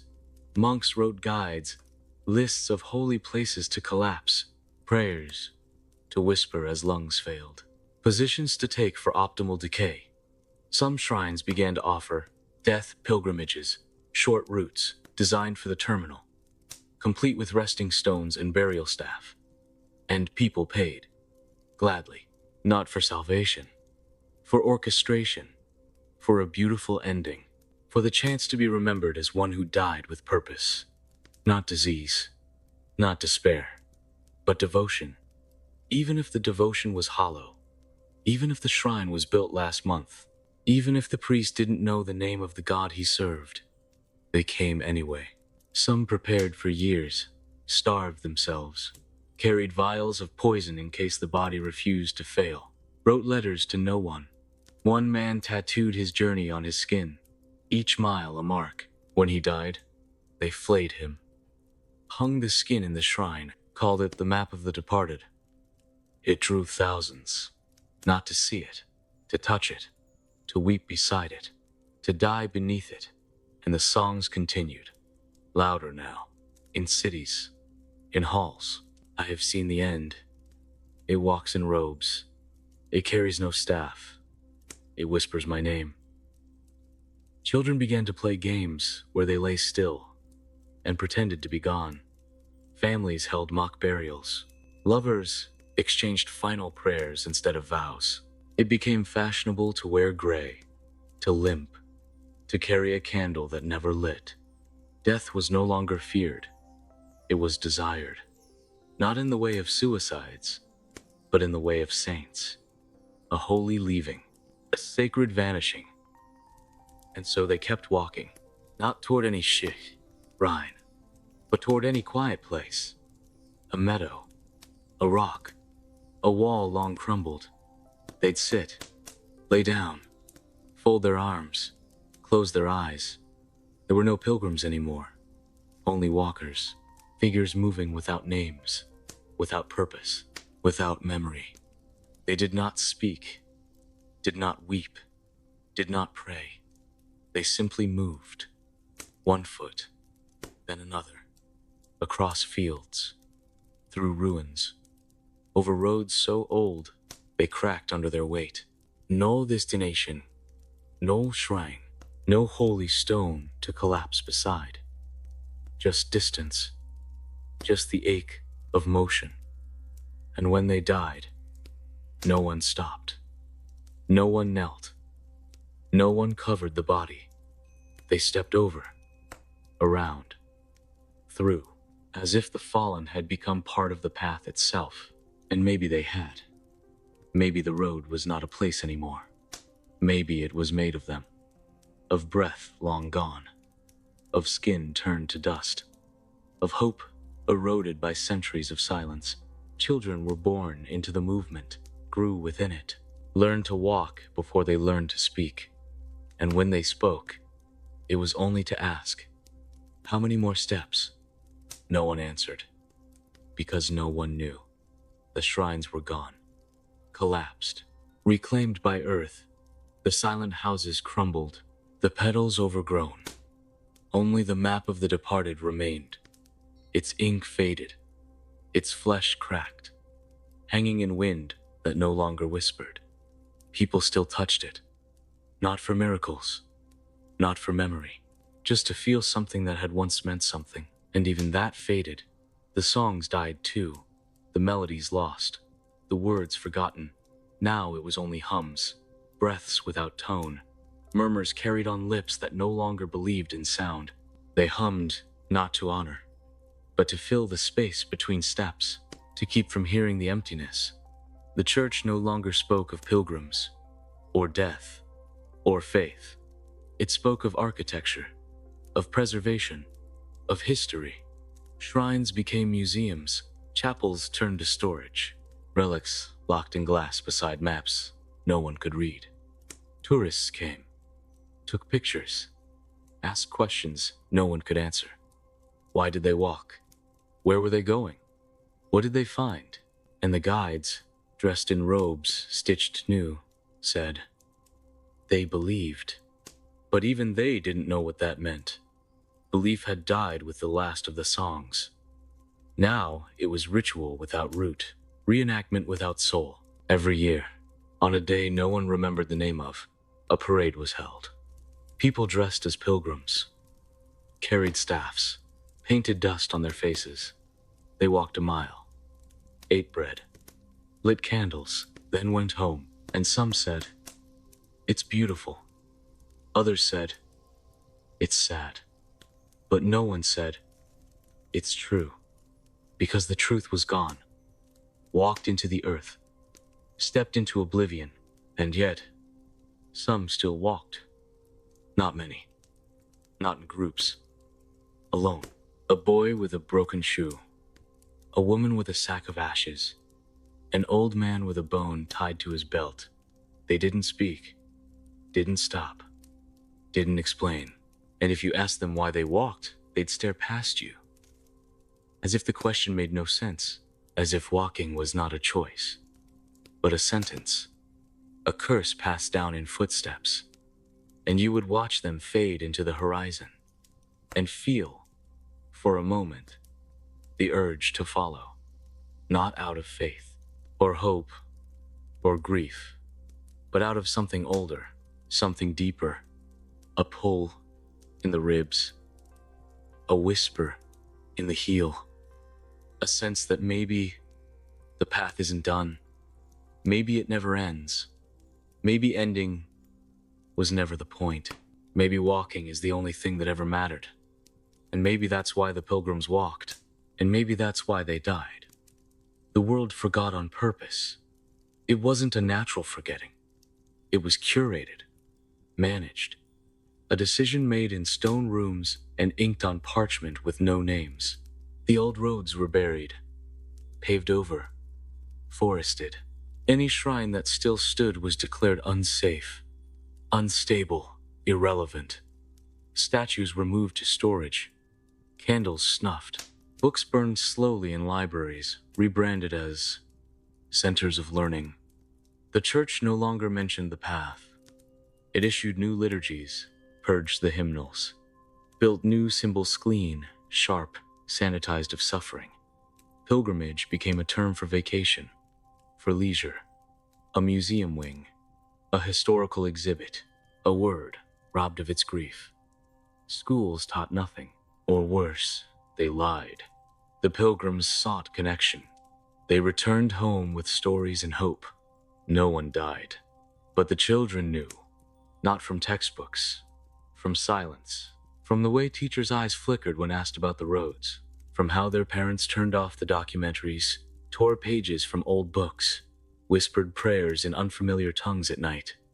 The forgetting was not complete. The forgetting could never be complete, because forgetting required disinterest, and the road had left scars too deep.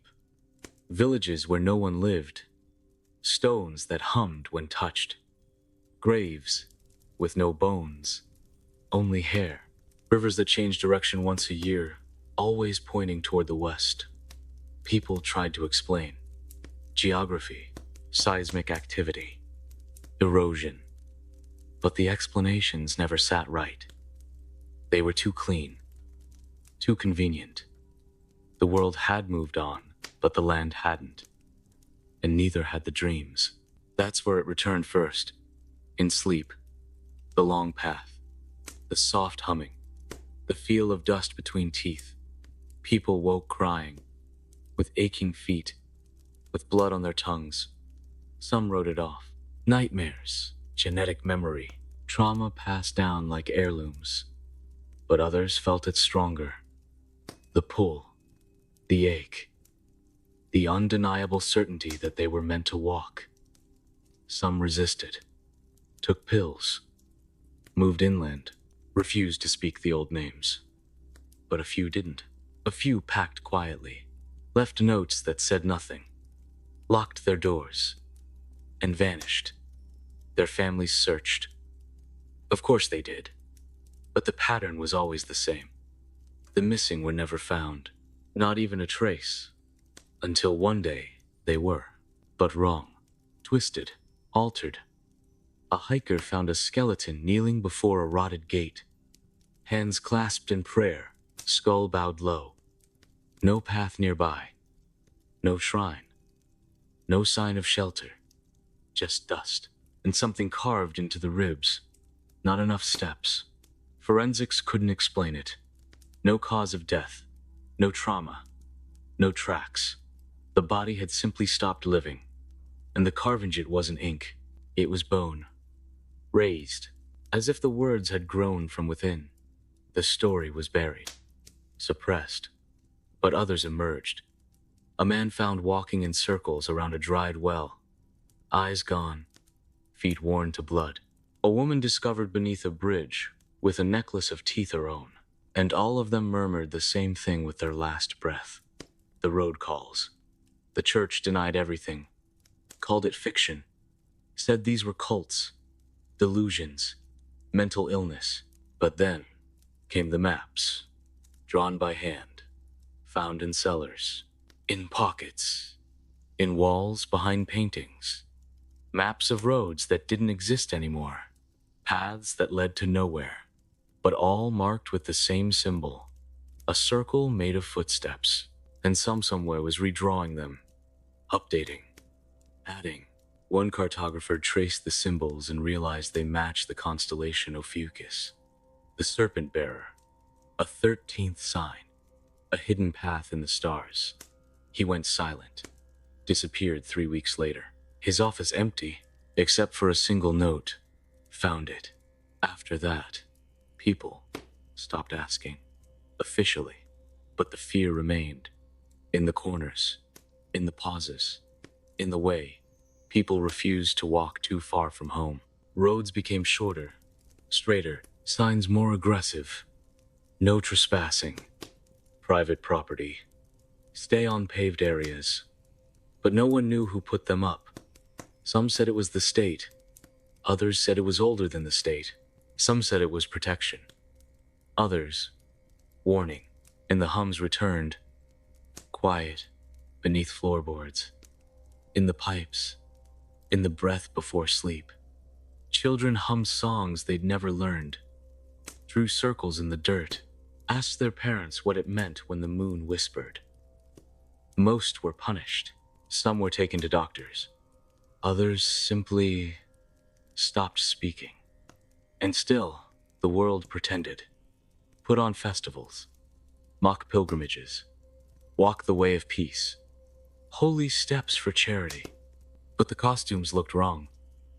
The songs rang hollow, because somewhere people still remembered. Not the facts, but the shape of the dread. The way it filled the chest like smoke. The sense that the road had not ended. It had only hidden, and one day it would rise again. They built watchtowers without saying why. Not on borders, not on coastlines, but on hills. Old hills. Hills with names erased from maps and grass that grew in spirals. The towers were plain, steel, unmarked. No flags, no signs, but always manned. Always two at a time. The watchers never spoke. Not to journalists, not to locals. They watched. Through lenses older than the towers. Through glass that glowed in the dark. And sometimes they rang bells. Quiet bells. No one knew what the bells meant. No action followed. No sirens. No lockdowns. Just the sound drifting down into the valleys. Like a warning or a farewell. People ignored them at first. Said it was military. Research. Weather. But then came the disappearances. Hikers. Artists. Drifters. All last seen near the hills. No pattern. No motive. Just absence. Followed by silence. Then the dreams returned. Sharper now. Clearer. Whole families woke at once, gasping. Describing the same vision. A path of bones. A statue without a face. A voice made of wind saying, "Remember." Children drew it. Elders wept without knowing why. And the road began to show itself. Not in full, but in fragments. A staircase where none had been. A gate behind ivy. Stones that glowed faintly when the moon was low. People noticed. Took pictures. But the pictures always came out wrong. Blurred. Overexposed. Tilted. As if the camera refused to frame what it saw. Scientists came. They brought drones. Sensors. Machines that clicked and whirred and measured nothing. The anomalies couldn't be mapped, couldn't be touched. But they were there. Consistent. Shifting. Familiar. Then the walkings began. Isolated at first. A woman in Prague who stood up during dinner and began to walk. A farmer in Argentina who left his plow mid-field and walked west until his feet bled. A child in Tokyo who walked in circles for 10 hours, singing words in a language no one knew. When stopped, they spoke one phrase: "The dust has called." Governments intervened, psychiatric hold, medications. But the walkers always returned to it, always tried again. Some died, some vanished, some changed. Their eyes dulled, their voices lost inflection. They walked differently, as if the body remembered a rhythm older than speech. And people watched and trembled. The church remained silent, its cathedrals filled with echoes. The bells rang at odd hours. The priests looked older than their years. Some refused to touch holy water. Others buried their vestments. One bishop was found kneeling in the cellar of a burned shrine, whispering, "We were wrong." He died that night. No wounds, no illness, just stillness. They sealed the cellar. But the floor cracked weeks later, and from it rose the scent of dust and incense. Now no one goes near. Meanwhile, stories spread. Not online those posts vanish. Not in newspapers they refuse to print, but in whispers. In basements, around candlelight. People claiming the road is coming back. Not as a route, as a presence. As a weight pressing down behind the eyes. They say it waits. Beneath cities, behind walls. In old wells and unlit corridors. It waits for the right moment, for enough voices to forget the forgetting, for the rhythm to pulse again. And some welcome it. They call themselves keepers of the steppe. They gather in ruins, draw spirals on their skin, practice walking blindfolded. They claim they remember everything, that they have names for the statues, that they know where the petals bloomed. One claimed to have held a bone that sang. Another wore a robe woven from dust. They never shout. They never recruit. They wait. And others are drawn to them. Quietly. A boy leaves his family and never returns. A mother walks into a tunnel and is found days later facing a wall, humming. A man writes the word threshold 1,000 times on the walls of his home, then disappears.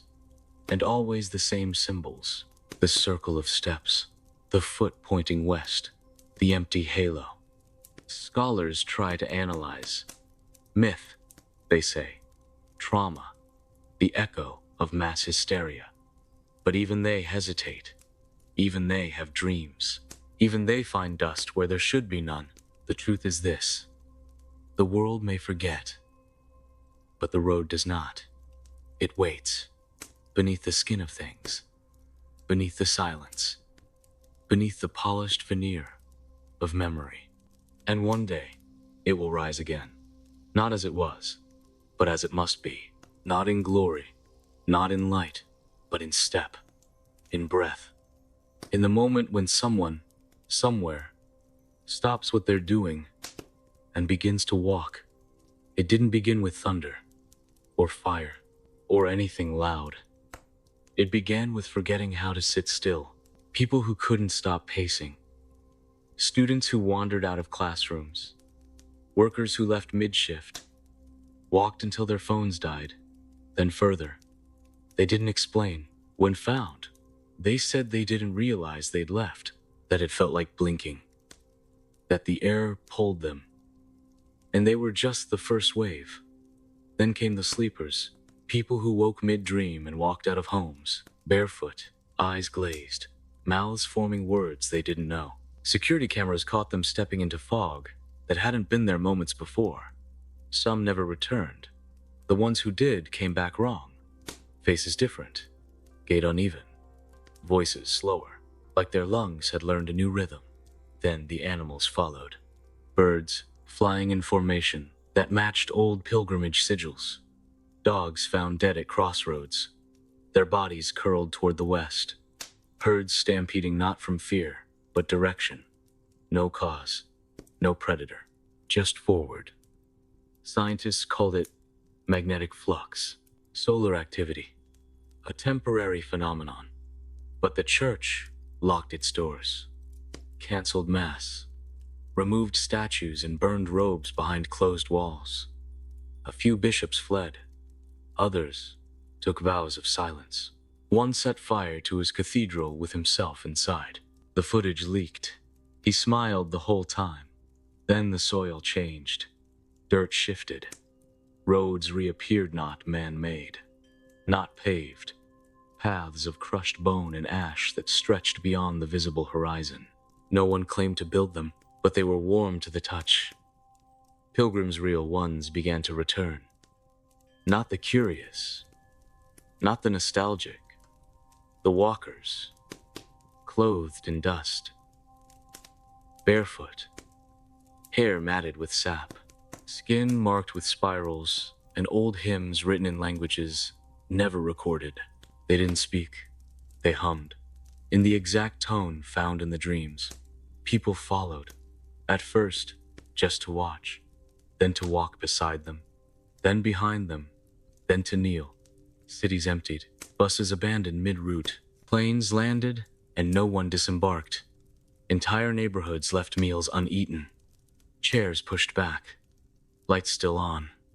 Some tried to stop it, block roads, issue curfews, arrest the walkers, but they could not be held. Chains rusted, doors unlocked themselves, and always the hum, in homes, in trees, in wires. A sound that wasn't quite no eyes, more like memory trying to sing. Some saw visions, not saints, not gods, just images of feet in sand, of skin turning to smoke, of mouths moving without breath. And they understood. The road had not returned. It had never left. It had only waited. And now, it was walking again. Not through one path. Through all things, through breath, through time, through the cracks and silence. And it demanded one thing: motion. The keepers rose. No longer in shadow. They wore robes stitched from maps, led people through city ruins, marked thresholds with teeth and red dust. They did not command. They walked, and people followed. Across highways, through schools, through chapels with ceilings that cracked open as they passed. Old stones wept. Statues blinked. Candles relit themselves. A child placed her hand on a shrine wall and it pulsed. She said, "It remembers." And when asked what it was, she said, "Not it, us." In distant places, sinkholes opened. Deep, circular. At the bottom, bones in spiral, always spiral. Pilgrims jumped willingly. No sound, just descent. The spiral was everything now. Not symbol, not metaphor. Instruction. Step in, not out. Fold, vanish, become. Pilgrimage was no longer a journey. It was a surrender. To the pattern, to the dust, to the truth that had been buried under centuries of denial. It was never about God. It was about going. The names were the first to go. Street signs faded. Birth certificates turned blank. Passports displayed only photos, no text. People forgot their cities, their relatives, their languages. At first it seemed like disease, then coincidence, then prophecy. A woman walked into a hospital and recited a list of 800 names, all erased from record within an hour. When asked how she knew, she smiled and said, "They walked." Entire towns vanished from maps, not destroyed, not empty, just unplaceable. GPS signals spun endlessly. Weather patterns refused to stay fixed. Time stuttered. Days shortened. Nights lengthened. Some places had neither. Clocks froze. Calendars blurred. Children stopped aging. Elders grew younger. In the largest cities, buildings cracked without impact. Trains derailed without speed. But no one panicked. The hums had deepened. Now they were inside people's bones. They vibrated in the teeth, in the back of the skull. The keepers called it alignment. The walkers simply called it return. Rituals began. No one announced them. They just happened. People placing stones in spirals, braiding their hair with ash, speaking in cadence instead of speech. Governments collapsed without conflict. Borders melted. Currency lost meaning. No one needed money when everyone walked. And everyone did. Children led parents. Strangers embraced. Some walked hand in hand, others alone, but all toward the same vanishing point. Pilgrimage was no longer belief, it was breath. Entire professions disappeared. No teachers, no police, no clergy, no salesmen, just watchers and walkers, those who stayed still and those who couldn't. The watchers recorded, with paint, with carvings, with glass. They built towers not to surveil but to remember, because memory was dying. Not painfully, gently. Like a sunset forgetting it was day. The watchers knew they'd be next, that even the act of watching would dissolve. But they tried. They wrote on walls, scratched symbols into trees, some buried jars with recordings. Some tried to write down the names of the departed, but the ink vanished. The paper crumbled. Even the words turned to hums. And still, they tried. One built a cathedral from bone and wire. No entrance. Just spirals of walls. He called it the echo. No one remembers if it stood or if it dreamed itself into silence. The keepers led thousands now, not as leaders, as rhythm. They walked in loops, in patterns, around ruins and into caverns.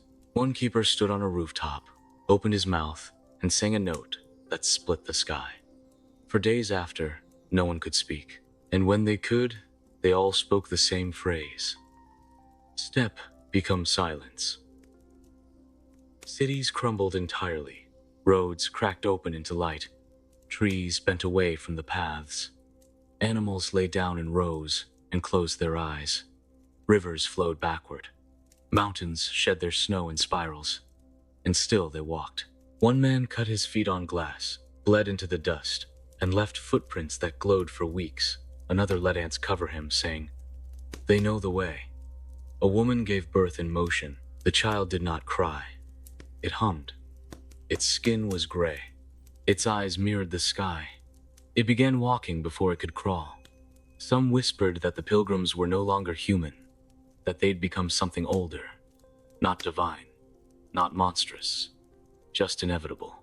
The spiral made flesh, and the world adjusted, not with force, with acceptance. Doors were left open, beds untouched, homes offered to the wind. There were no messages, no goodbyes, only the rhythm, only the silence, only the road. And yet, some still fought, in underground shelters, behind rusted steel. They spoke of holding the line, of preserving the world. But even they felt it. The pull, the hum, the weight in the bones. One by one, they left, leaving gear behind, leaving guns loaded. Some walked straight into the walls. Some dissolved mid-step. Some laughed until their lungs emptied. The road does not kill, it transforms. The last voice fell silent at the edge of a forest no longer named. It had spoken for years, into void, into night, telling stories of the world before walking, reciting names no one remembered, singing the old hymns. But one day it paused, breathed in dust, and hummed, and that was the end of speech, of self, of remembering. The W old no longer measured in days or miles. It measured in motion, in breath, in how long it took for a foot to lift, fall, lift again. Every living thing walked now. Even the trees leaned forward. The wind flowed only west. The birds no longer flew, they glided just above the road, tracing spirals in air. The sea receded, as if it too had decided to walk. Mountains crumbled inward, not in collapse but in reverence, folding, bowing, becoming step. Time unraveled. People glimpsed memories they'd never lived, felt lives that weren't theirs. A man saw a future where his bones lined a shrine made of light. A girl remembered dying beneath a statue she'd never touched. A mother felt herself give birth to a god she'd never seen. And through it all, the rhythm. Not a drum, not a chant. A pulse in the earth, in teeth, in breath. The keepers no longer led. They vanished mid-step. Not died, not left, just gone. As if the spiral had absorbed them. As if they had become the pattern itself. No one noticed, no one wept, because the walking had replaced grief, replaced fear, replaced hope. What remained was surrender. But not submission, a choice older than language, older than God, older than flesh. A returning. One by one, the last places fell. A library in stone turned to sand between blinks. A chapel melted like wax. A city caved inward, spiraled, left no trace, only dust. Only the shape of a foot pressed into stone that no longer held names. Children no longer asked questions. They knew the shape of silence. They were born into step. Their first breath matched the hum. Their bones curved to the pattern. No one taught them. No one had to. They were spiral-born.